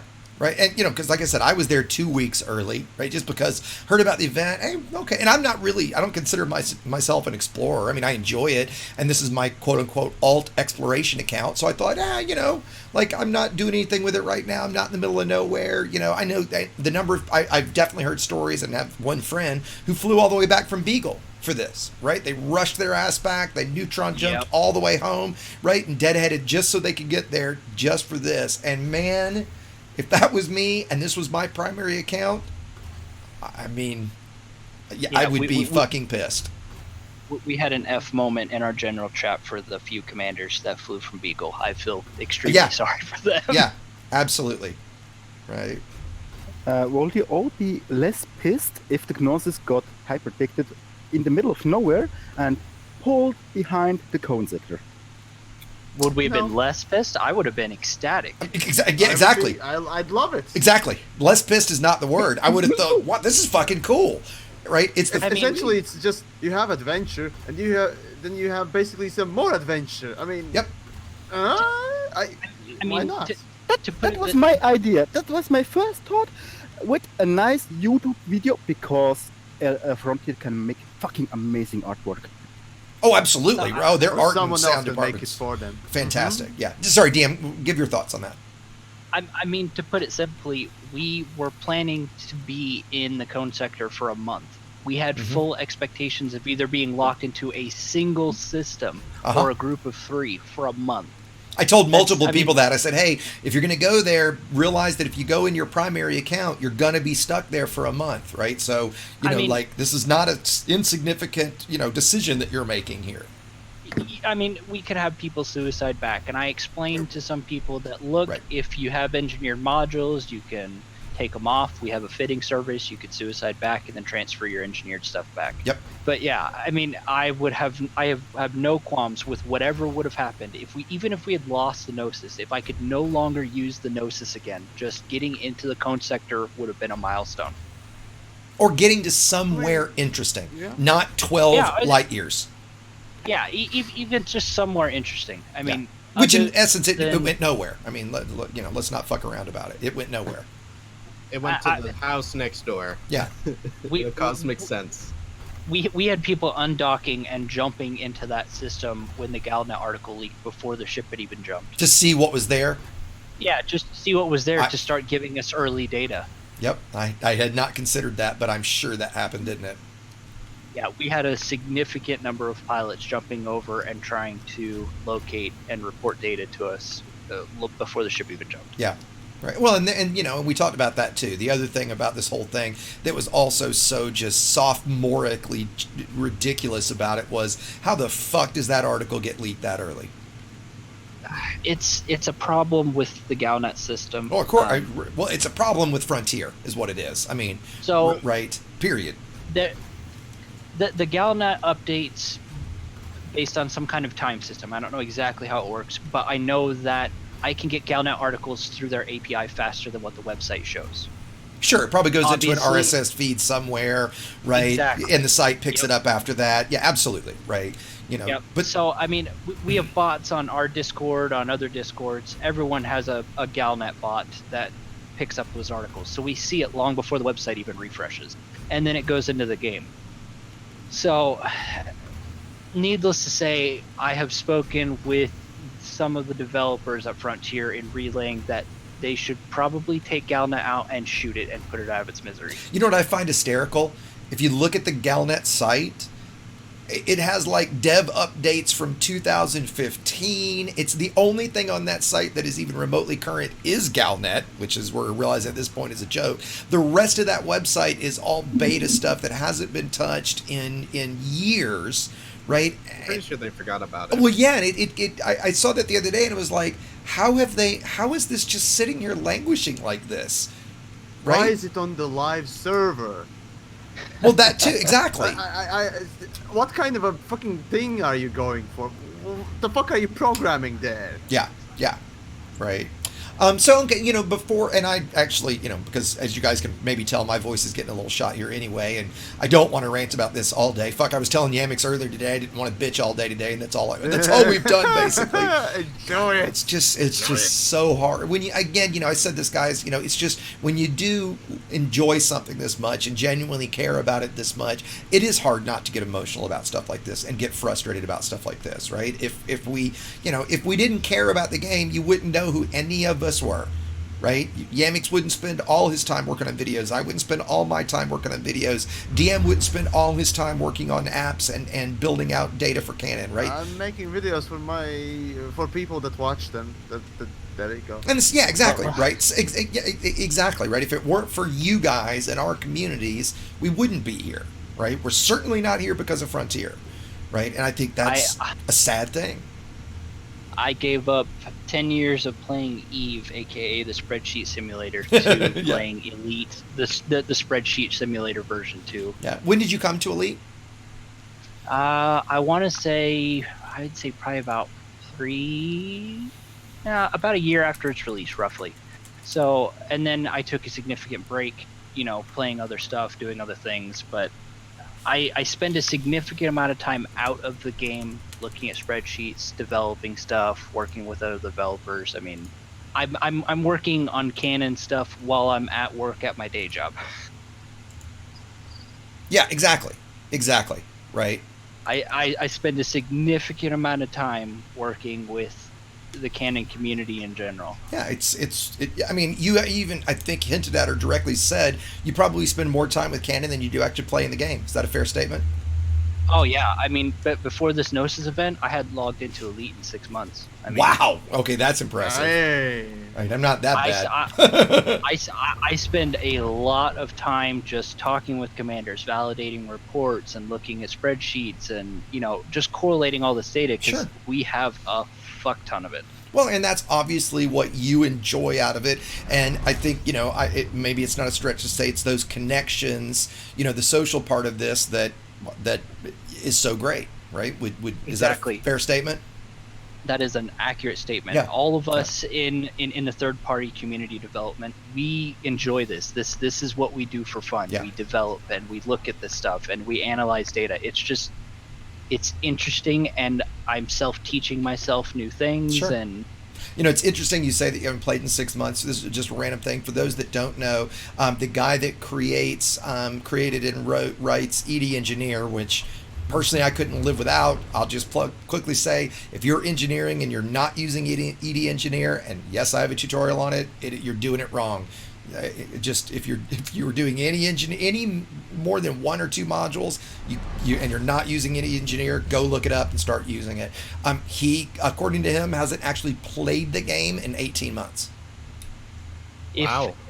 Right? If you have any tutorials on how to set up like EDMC or ED Discovery, or if you haven't made one yet and you want to, seriously, I could honestly use that. I've been meaning to make one forever. Just let's talk both of them. It's funny you say that. Both of them. I did a video, one of my very early ones, that was like 15 utilities you should be using, and so they're listed on that. I recently did a tutorial on Coriolis and Inara, and have been meaning to do one on ED Market Connector and ED Discovery. Like the other video I did was just kind of here's what they do, not necessarily how to use them. That's actually been on my list for a while. If you're up for kind of collaborating with me on it, that'd be awesome. And if you just need a hand with them, as a side note, happy to give you a hand with it. Now, if you want to put those out, I will throw them all up over Canon, because I seriously need more people using one of those clients, because consider it next on my list. All of that data that goes into EDSM, that is our number one source of information. Yeah, and that's actually a good thing to point out to everybody. In fact, while you're talk about it a little bit more, and I'll look up the link for it. Okay, so Elite Dangerous Market Connector, it does more than just trade data, which is what it was originally designed for. Basically, as you're playing Elite, and obviously I would like to point out this is only for PC players. Unfortunately, there is nothing for consoles right now. Yep. We're working on that, hopefully. But interesting to know. Okay. Basically, let's talk about EDSM. This is also the place where EDDB pulls all his data for the systems. Yeah. So the two big stars are EDSM, which holds all of the system data, and EDDB, which holds all of the market, station, and population. And just quickly, those two things stuff. are ED Star Map and ED Database, right? So those are the two back-end systems that all of this data feeds into, and then what everything pulls out of to get its data. Yep. So the two big clients are ED Market Connector and ED Discovery. Those two directly read a file on your computer and upload the data to those two backends. From there, you can go to their websites, you can get search data, you can get trade data, I mean, whatever kind of information you need. And it is our first place to go when I'm looking at, okay, so I want to find more Guardian structures. I know it happens on this type of planet at this temperature. these specific features. Okay, give me a list of all these systems within 100 light years. I get the list. I give it to a couple commanders. They go out and start searching. We start finding stuff. Sorry, I have to make some advertisements. People, please go to EDSM, download the data dump, and play with the data if you can. There are amazing data set to play with. Oh, it's a huge one too. And it feeds directly to MongoDB. It's so amazing to play. Yeah, if you're a data guy, right? I just posted a few links in chat for everybody. The link to ED Market Connector, the link to ED Discovery. Of those two, ED Discovery is that one actually. A tutorial would be very well advised because it is a very big, very complex app. It basically, anything you want to know about anything you've done or doing in game, you can get it from ED Discovery. Like I remember recently, I wanted to know, I went and did some combat in a resource extraction site and used a bunch of collector limpets, and I was curious what and how many of each material did I get. I was able to pull a report with ED Discovery to find exactly that, right? Exactly. ED Market Connector is much, much more simple. It's just a little app you run that feeds the data automatically. You can, however, connect it to both your Inara account and to your EDSM account, so that everything you do in game, all your assets, all your loadouts, all your engineering, all your ranks, everywhere you've been, everything is automatically uploaded into those two sites. And so, for example, while I've been jumping around doing some engineering, one of the things I had to do was I needed to find a material trader. Well, because ED Market Connector is running and feeding my location to Inara, I go to Inara, it knows right where I am. I say, find me the nearest, whatever, and bam, it already knows what system I'm in, right? And finally, the last thing you can do is you can click one link in it. Like right now, I'm in my ASP. I can click one link. It exports the build, that exact build that I'm running right now, to Coriolis. And this is nothing to share. It's just my jumping ASP. But bam, there's a link to my ASP with every specific engineering detail. Right? So if you want to know what your builds are, it's both of these tools are absolutely invaluable. Yeah. So when it comes to the new clients, I personally recommend EDMC to actually use to upload to everything. Yeah. ED Discovery is great if you just want to view it, but I wouldn't recommend. You can run both. Only one of them should be uploading. Sure. Otherwise, it'll double the data, won't it? Exactly. Yeah. Along with that, EDMC has a ton of plugins. Canon actually has one for the non-human signal sources. We actually track that data. And interesting. We're actually going to be once I finish our API. So Canon is actually going to join EDDB and EDSM, and instead we're going to be offering all the science data, which currently there is a lacking source for. But we're actually going to be releasing a plugin soon-ish. Where basically, if you visit one of these sites, it's a one-button press to report the information to us. If you land at a Guardian structure, I'm already going to know you're there, and if you want to give us more information, it's one button. That's great. It's funny. I reached out a while back, and he kind of added something similar to I can't remember the guy's name, but the guy that does ED Engineer, and the idea that I had, and I would love to, one of these guys, because there's, both all these databases exist. How about a database for every time I pick up a material, right? It logs my system, my location type, like, if I'm in a USS, blah, blah, blah, and the time and date and what it is, right? So that I could go, I'm looking for core dynamic composites. You go to a list and you go, 17 commanders found 147 of these in this system 10 minutes ago, right? And exactly, not so for core dynamics, you need a Federation system in election state, right? That the primary faction is in none state, right? That's the best place to play core dynamics, right? Well, why look all that shit up? Why not just go, hey, wow, this guy just found 7 of them 3 minutes ago in this system. I'll go there. Yeah. Right?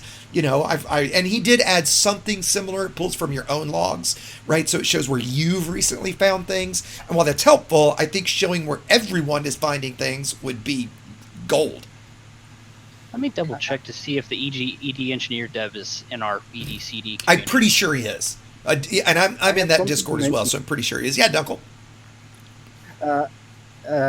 Something is weird. ED Discovery and EDMC uploads them commodity market only if you open the commodity market, not when you dock. So that's actually a limitation based on Frontier. Right. Even the outfitting, that gets only loaded if you go to outfitting, then it uploads everything to Inara, not at docking, just to say. Yeah. So if I dock, my first task is open the commodity market, upload it with EDMC, and I'm fine. Yeah. So that's actually a limitation based on Frontier, because we actually connect to a Frontier API called the C API. So you guys pull that from Frontier, not from the journal logs? Yes. Oh, interesting. Okay. Yep. I always thought that came from the journals. Originally, there was some scraping going on that wasn't particularly welcomed by Frontier, and when we had our little boycott, basically. Oh, I remember that. Oh, let's tell that story. Okay, so what was this, 18 months ago? Yeah, something like that. I want to say it was about 18 months ago. So basically, Frontier had not really been paying attention to the fact that us in the third-party development community were filling their gaps, so to speak. And so Canon didn't particularly participate because R&D was new at the time, and we didn't really have enough time to set it up. But the entire EDCD community, before it was a thing, basically said, listen, we're going to shut down all of our tools until Frontier opens a line of communication with us. And I'm just going to interject real quick. I remember that day, right? Because I was only about 6 months in, you know. I loved it. Oh, I didn't have hardly any time. And I remember going, I can't remember what I was going to do, right? But, you know, I go to EDDB, obviously, minutely, hourly, right, playing the game, and it was down. It's like, oh damn, what the fuck? And I go to Anar and it's down, and I was like, well fuck, what am I gonna do, right? And I jumped into the Discord, is the old Elite Discord, and was like, hey guys, is anybody else having trouble? And they were like, oh yeah. They told me the story. I was like, well fuck, I guess I'll just I guess I'll just go do some. I guess I went and did some bounty hunting or just something. I mean, like there was nothing you could do. Right? I mean, like, because, and what was it, like 4 hours that it took Frontier to cave and beg them to come back online? 4 hours. We were expecting we were expecting a few days, and Frontier directly reached out to the EDCD guys and basically said, listen, turn your stuff back up, we'll talk. Right? I mean, it was that fucking fast, right? And I'll credit Frontier with at least going, you know, like realizing that, but at the same time, it took. I mean, again, these are the things, and this is, guys, we're talking about something that happened 18 months ago, and look where we are today. We're in the same fucking situation, aren't we? I'm seriously an advocate for having a direct communication with players and Frontier. I have seen it personally with EDCD. It does some good. Yeah. Recently, I don't know how in-depth some people are with specific new features, but recently there was an addition to the player journal. It's called the status file, and basically what it is as you're flying around on a planet, that file updates constantly, giving your latitude, longitude, height, what body you're on, what planet you're on, etc. Okay. That was from EDCD. It basically allows tools to track your latitude and longitude on a planet in real time. Yeah, okay. Not just that, there is much more stuff in the status.json file, and you can see is landing gear down and much more. Yeah, there was a lot of stuff to that, but basically what we pointed out to Frontier is we don't have a reliable way to track live location. We're never going to get it in a system. It's Frontier have already told us no, but at least we can get it on the body, and that specific part was extremely important to Canon. I have a serious problem with people giving me single-digit latitude and longitude. Regardless, regardless of the science behind that, I'll tell you that those latitude and longitude points without the decimals could be 1 kilometer, it could be 100 kilometers, it could be 1,000 kilometers based on the size of the planet. It makes my job so much harder. Yeah, I mean, in other words, instead of it saying the coordinates are 37.124 by 32.17, it gives you 34 by 32. Exactly. Yeah. And I'm like, dude, WTF, I don't know where this thing is, and I'm not going to go hunt 1,000 kilometers to find it. Right. Again, I mean, like you said, Think depending of on the in size of the future, planet. right? For the scientific future, you'd have a fucking thing known as GPS. Yeah. Well, you know, right? You know, when we Don't heard, even- when we heard that 2 or 3.0 was going to be this big, like, redoing of core gameplay mechanics and stuff, I remember saying to everybody I played with, if we don't get the ability to put in planetary coordinates, right, to type them in and say, here's where I want to go, put a fucking pin on the planet, and have multi-crew SRV, these quality of life improvements are going to be fucking bullshit. And we haven't gotten either of those. There were quality of life improvements? Yeah, exactly. And there were core gameplay fixes. Right. Don't even get me started on planetary bookmarks. My God. Screaming infinitely increasing. Yes. It's laughable, isn't it? It is seriously laughable. And the whole realism aspect of us being basically 1,300 years in the future, and we don't have reliable science tools. Come on. I don't care how much. I don't care how much of the lore says that we don't have AI. Fine. We had a bad experience with AI, but if I don't have a reliable tool to be able to search a planet without manually flying base patrol, that's some bullshit. Yep. Yeah, I mean, hopefully, it's absurd. And I would almost even be okay with you have to fly down to a point on a planet because, okay, I get the game mechanic of learning how to fly. And by the way, if anybody's bad at planetary navigation, I have a tutorial on this, right? If you're, I get that they want you to learn that game mechanic and that flight is a core game mechanic, right? But the fact is, once it becomes incredibly grindy, and the reality that we can't just fly down somewhere, at a minimum, fly down somewhere and say, pin this location. Right, and just as a quick side for people that don't know, if you go to places like Dav's Hope, like other sites like that have like something there you can scan, like an Anaconda crash or something. Once you scan that, if people saw earlier, I flew right to Dav's Hope. I flew right to the crash at Kolidesi, right? You have to scan that. You can't just say, bam, take me here. And that's laughable. Yeah, I mean, and I'm hoping probes, when they release them, will bring about some easier kind of searching mechanic. But yeah, the whole flight navigation thing, as it stands right now, I have 598 Braintree sites.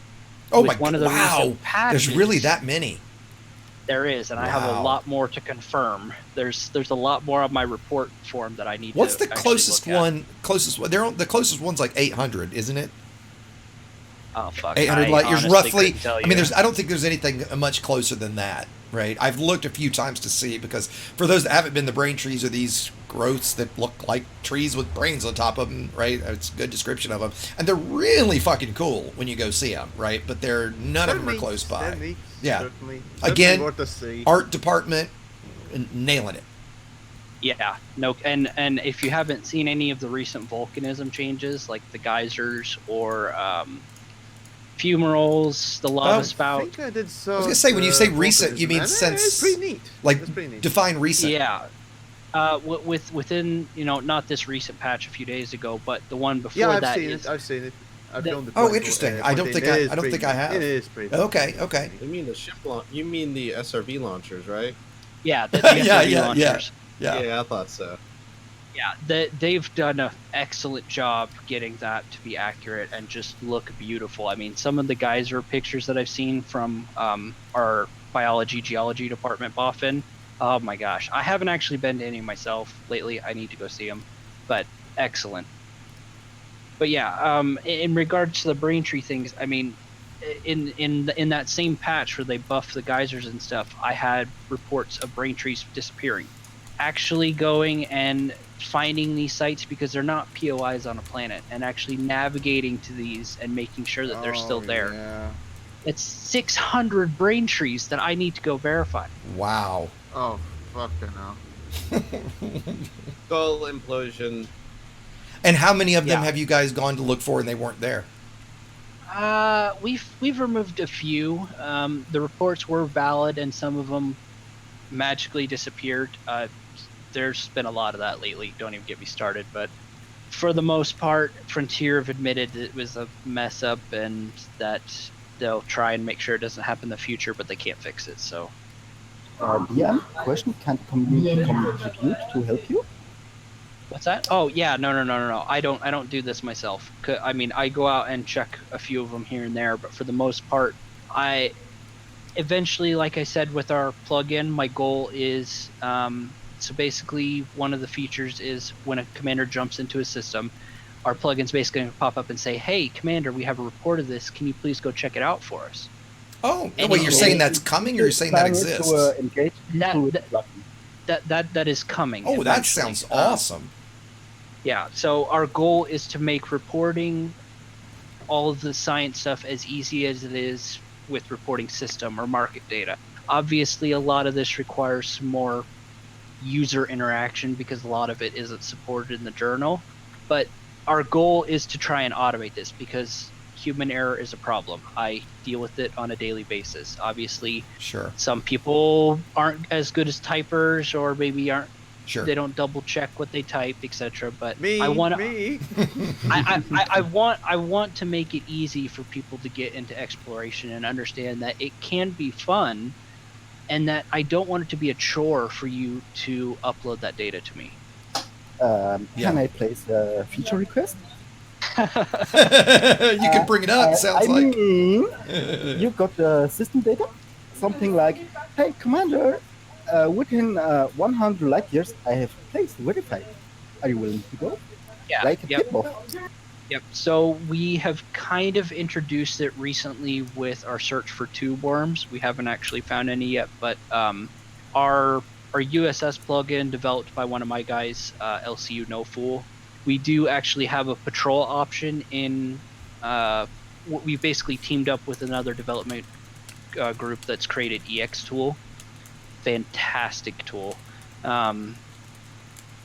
That it's basically doing exactly that. It's saying, listen, here's the closest tube worm system. Can you please go scan all the bodies and see if you can find anything?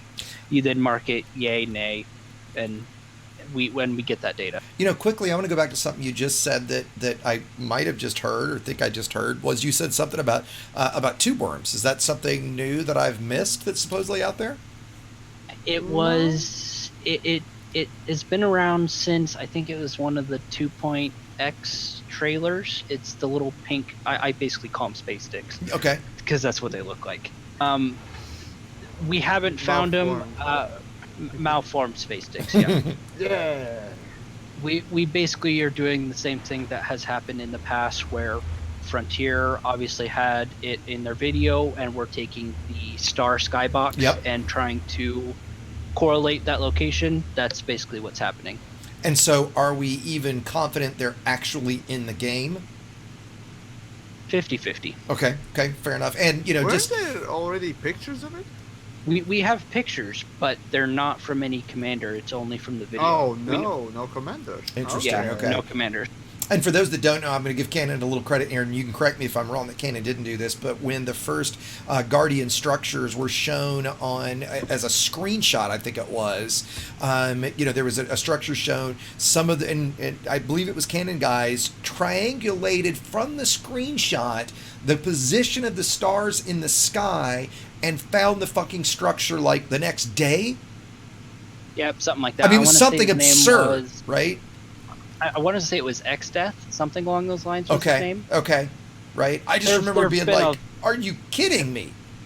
There's a lot of tinfoil as to whether or not that actually happened, but as far as I'm aware, yes, that's the story. Wow. I mean, that's just, wow. Yeah, it's one of those stories, right? Right, yeah. But it's impressive on both the game standpoint that the game is really that accurate that you could even do that, right? Let alone that somebody was smart enough to figure that fucking out, right? Yeah, that's insane. On the flip side, I'll give you guys a little hint as to what is currently in developed by EDSM and EX Tool. They're doing a collaboration. They are trying to dynamically render star skyboxes for any system based on the data that's already in EDSM. They will be able to create the skybox, and it's already working. It's just being prototyped right now. But they are dynamically creating the star. Out of game, you're saying? Out of game. They're dynamically rendering a flat picture of the skybox so that commanders can easily try and compare those star sky boxes from the game to the screenshots. Interesting. Neat. Wow. Well, anyways, I'm heading out there. Have a great Friday. Yeah, thanks for hanging late with us, fellas. Yamiks, and I'll catch you Later, later, Yamiks. buddy. Bye, Yamiks. And you know what, guys? I actually am going to do the same. I'll say, one guy just, Brian Haywood on stream just said, brand new player here. I have no idea what the fuck you're talking about. And, I'll quickly sum up a little bit just because I am going to go ahead and say goodbye here in just a little bit. And this is a good segue into thanking Dee Mahaffey for joining me. So we've been talking about, in general, we've been talking about the Gnosis jump last week or earlier this week. It's a mega ship run by Canon Research.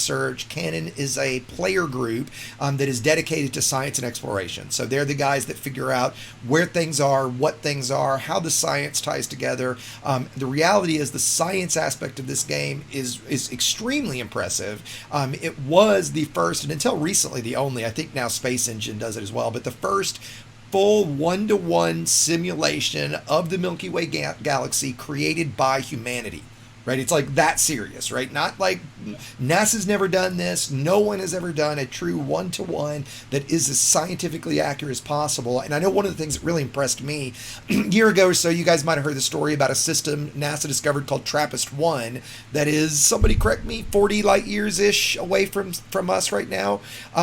Real system, 7 planets in it that are a number of them in the habitable zone, in the Goldilocks zone. There's a bunch of potential Earth-likes there. Really exciting news.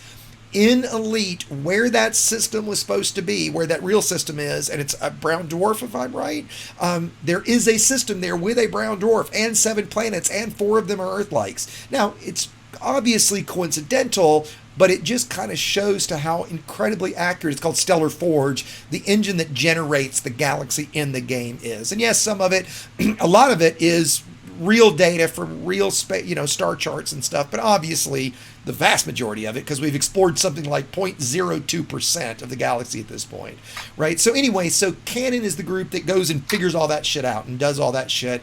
DM joined us today as a kind of I wouldn't say representative as Canon, because this wasn't necessarily official, but as somebody that's on the inside of Canon, knows the inner workings, knows what happened with the Gnosis jump, confirmed a lot of things for us that Canon is absolutely in no way to blame for anything that happened in this, right? It was Canon's idea to do this. It was Frontier told them yes. Then it was, this is going to be dangerous. Then it was all these different things turned into a combat event. The vast majority of the community, I put up a quick poll that was essentially 3 choices. This is awesome, great twist. Can't wait for the CG to fix the Gnosis. To second place was meh, didn't care anyway. Third was, this is absolutely absurd. How the fuck do they think we want this? And 78% were meh or this is absurd, with 51% being this is absurd. That's absurd, right? I mean, the fact that it would fail that hard, right? So Mahavi came in and joined us for that, right? To kind of, explain their side of it. We talked a little bit about the mission board changes. Those are new. That hit our creators group like 10 minutes, maybe 15 minutes before we went live. So we didn't have much time to really digest that. On the surface, I think it's a bad idea. I'm trying to not have a negative knee-jerk reaction because that's kind of all I've been able to have this week, given, from everything a week ago. I mean, shit, it was only a week ago we found out that we weren't getting fleet carriers and we weren't getting ice planets and that, we're not getting any new content after that for a considerable amount of time. And don't worry, we've got something great to announce, but we can't tell you anything about it for a while. What? Right? Okay. Yeah. I mean, I will quote this again. I've quoted this a few times because I think I saved it. In one sentence after another. First sentence, we do have one exciting piece of news to share. Next sentence, we aren't going to be ready to talk about or announce any details for quite a while yet. Well, which is it? You have something exciting to share, or you can't talk about it. Those are mutually exclusive, right? So everybody's getting really sick of the, oh no, but something great's coming. Oh no, but something great's coming. I mean, I know I am. Right. With that, I'm going to let DM kind of take us out, end on, again, DM, we've had folks join. Tell everybody one more time about what Canon is, about what the event was supposed to be, and we'll end it there. So Cannon's obviously a player group based on science. I had our R&D department, basically building third-party tools. Originally, the Gnosis was just going to the Cone sector in order to discover stuff. We have no idea what we were going to find. But and quickly, we the Gnosis is a mega ship. It's the only mega ship that is held by a player group. That player group goes to Frontier and says, "Hey, we want to jump here and then here and then here. Here's our flight plan." Frontier either says, "Yes, you can do this," and then it's locked in stone, or "No, you can't do this." Take it from there. Yep. And on the Gnosis, if you jump and dock, we jump every Thursday. When we jump, you go with us. I think our max range is about 500 light years. So it's a good option for us to move mass amounts of explorers and scientists, especially if when you're out in the black, there ain't a whole lot there ain't a whole lot of places to land and repair yourself or refuel or rearm, whatever you need to do. It offers us a mobile platform to do that. Yeah, and then mention a little bit about what the initial goal of the event was, where it was going. Yeah, I mean, like I said, our intent was to go into the black. We didn't know what we were going to find over there. We assumed it was something Thargoid related, could have been Guardian related. We weren't really sure, but our hope was to get into a space that couldn't normally be accessed by normal FSDs. Yeah, and this was No, please go ahead. Yeah. I mean, we had known that there was a possibility, we may not get approved. When they said yes, our assumption was that we were going to make it in there. Yeah, and so this was an area of space. Everything around it was permit locked. Some commanders realized, oh, hey, look, we can jump 500 light years. There's a spot inside there we can get into. Hey, Frontier, can we jump there? Frontier said yes. Then, once it's locked in stone, there's no choice for Cannon to jump now. All of a sudden, then there were stories like, hey, wait a minute, let's make this exciting. Let's make this some danger. Hey, this might not go down, right? When already a bunch of commanders that outfit exploration ships, right? Hey, let's see, let's turn this into something bad happened and Thargoids attacked. And then when Chapter 3 launched, all of a sudden that whole area of space was permit locked, or a big chunk of it, say for 3 systems. Will Flanagan, who, somebody tell me Will's title, not community manager. Is it community manager? Okay, yeah. Will posted something to the effect of the jump will still go forward as planned, and then in italics, watch the skies. So kind of hinting at something, but yes, the jump will go through. So people continued to rush there. Vast majority in exploration ships, some in combat ships, because we realized there was some trying to do double duty. I had a number of people ask me, hey, if I want to do some combat and some exploration, what should I take? I told a bunch of people the crate, right? Take a combat outfit crate, then you could store all the modules, you can go do some exploration, blah, blah, blah. But like myself and like DM, we flew out in exploration ships only to find that it jumped 12 light years, not 500. Nothing interesting to go see for explorers. Thargoids attacked it. I tried to lift off and fly away twice. I was killed twice. This is my alt account. I had 5 million credits. I now have 3 million credits and a 1 million credit rebuy. I'm not about to try to lift off again because there's no fucking point. I can't risk, going down to only 2 rebuys left. Because, boys and girls, you should never fly without a rebuy. So that's you're insane, and like me, I always fly without rebuy. Yes. Because I'm a psychopath. That's an excellent saying. Don't be retarded. Never fly without a rebuy, right? Can I throw in a random person's 2 cents? Please, there? yeah, go right ahead. Because the comparison has already been made to EVE Online here.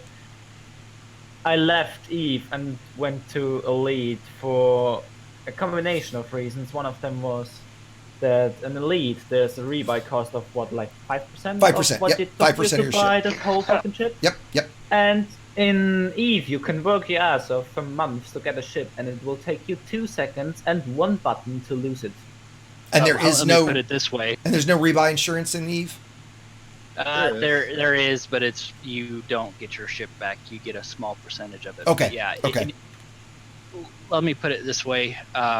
For those of you that have played EVE, I was a fleet commander in the corporation called Goonswarm.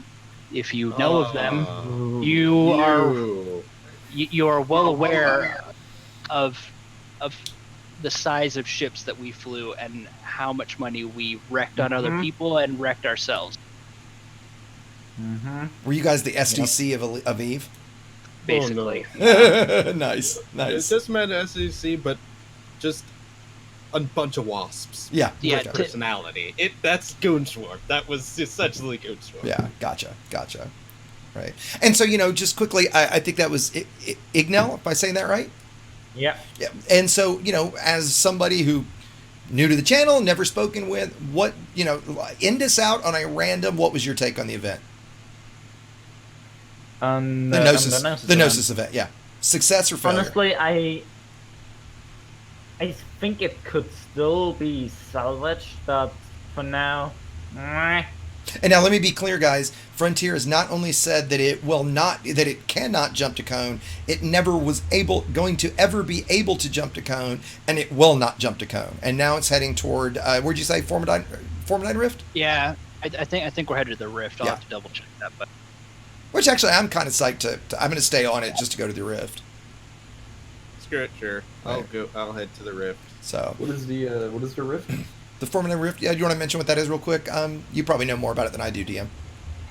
No, actually, I don't. That is before my time. Yeah, it's a region of space that I'm going to leave it kind of open, that there's some lore around. It's somewhat of an enigma. I think some bases were discovered there, maybe Aegis bases, Indra bases. Somebody might. Yeah, there was it was several Indra bases and an attempt to make just in case the bubble was. That's right. A second before Colonia existed.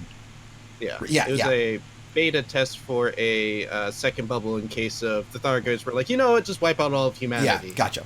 And by the way, just quickly, VYRag0, thank you, on my stream, he said that, quote, Watch the Skies is a popular mega game known mostly in the UK that simulates an alien invasion. So he thinks that Will was maybe referencing that, and that would make sense, okay? That with that context, that does help. Us dumb Americans don't necessarily get those references. And DM, from your accent, I assume you're a Yank as well, right?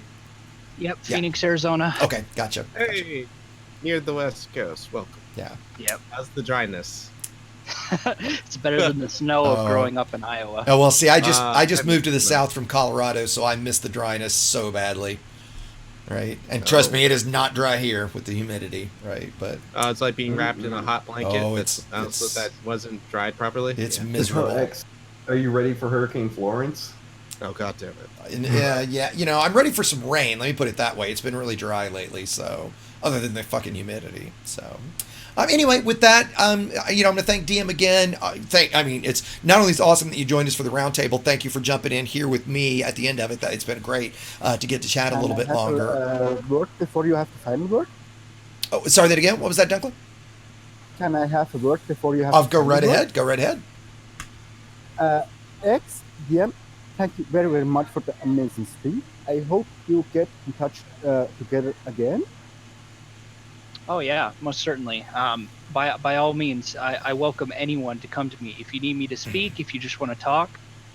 Yeah, I'll admit, DM, I was thinking at the end of this, I'm not necessarily going to reach out right after this because I'm going to go eat something. I'm starving. But I've been thinking the whole time, okay, I've got to have you on. I do a stream every Tuesday night I call Tutorial Tuesdays that generally I focus more on, game mechanics and stuff. And when I first started my channel like 4 or 5 months ago, I actually I had a thing on Fridays at this time slot I called Friends on Fridays, right, where I would have like somebody from the community. Initially I had the Fuel Rats on, some guys like that before we started this Creators Roundtable. So I've wanted to get back to doing some stuff like that. I'm assuming Gluttony Fang. Oh yeah. Yeah. I've had Gluttony on several times. He's AXI, right? Exactly. Head of AXI, right? And so, trust me, I will be reaching out to have you, and if there's any of the other canon guys that would be up for joining for another discussion like this on a Tuesday. It's Tuesday night at 8 Eastern, so it's a little easier time slot as far as real life goes. Or maybe even for Tutorial Thursday, how to get in touch with canon and help to contribute. Yeah, absolutely. I would love to do something like that too, because I do tend to have a newer player base, because my channel is almost strictly tutorial based, right? That, I do attract that newer sort of audience. I think introducing them to canon, right? And, what you guys do, and because there's a lot of guys that are eager to join and help out, right? Yeah, and like I said on the previous stream too, we don't have any affiliation with any of the player factions. I don't care if you're a SDC player. I don't care if you're aligned with the Federation, the Alliance, the Empire, whoever. You can still come to canon, and we still welcome you. Obviously, us even having Harry Potter in canon, that says a lot right there. That says a lot. We welcome everyone on the Gnosis. We welcome everyone in canon. Anything that you want to contribute is totally okay. Science has no bias. Exactly. That's right. But anyway, yeah, thank you for having me, and yeah, feel free to catch up with me, and we can talk. I will. And guys, Discord, I'm going to stick around here for just a minute, so don't necessarily go anywhere. Again, for everybody that joined today, I saw that I had one of the bigger audiences I've had in a while. I appreciate everybody for tuning in. I'm sorry that I missed a lot of chat. I may actually go back and just watch through and scroll through the chat just to catch a lot of what you guys were talking about. It's obviously with this format a lot harder for me to be as interactive, but it's been a blast today. And you know what? I'll admit, 30 minutes before, I did tell Yamiks, is like, you know what? If we're just going to sit and bitch for 3 hours, I don't have the energy for it. I'm so sick of this shit. And then it was, well, okay, let's talk about this, and it's really important to talk about the stuff. And I'll admit, then it was, oh, hey, we just found out that Zach and some of the guys from Frontier are going to listen. It was like, all right, well, I'm definitely going to join if that's the case. So I'm glad I did. It's been a lot of fun. So yeah, thanks again, everybody. Discord, like I said, I'm going to stick around. And for everybody else, I hope to see you guys on Tuesday night. And fly dangerously, everybody.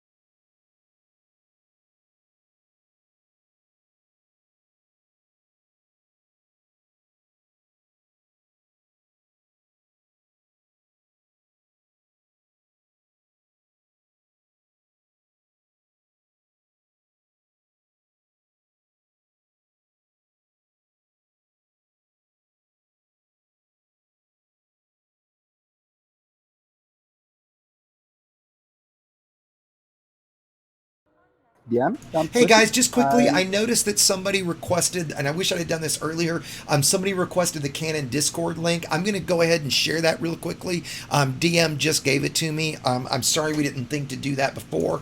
Hopefully there's some of you guys still hanging on and you'll catch this. I'm sorry that was an oversight, guys. And again, thanks everybody for joining.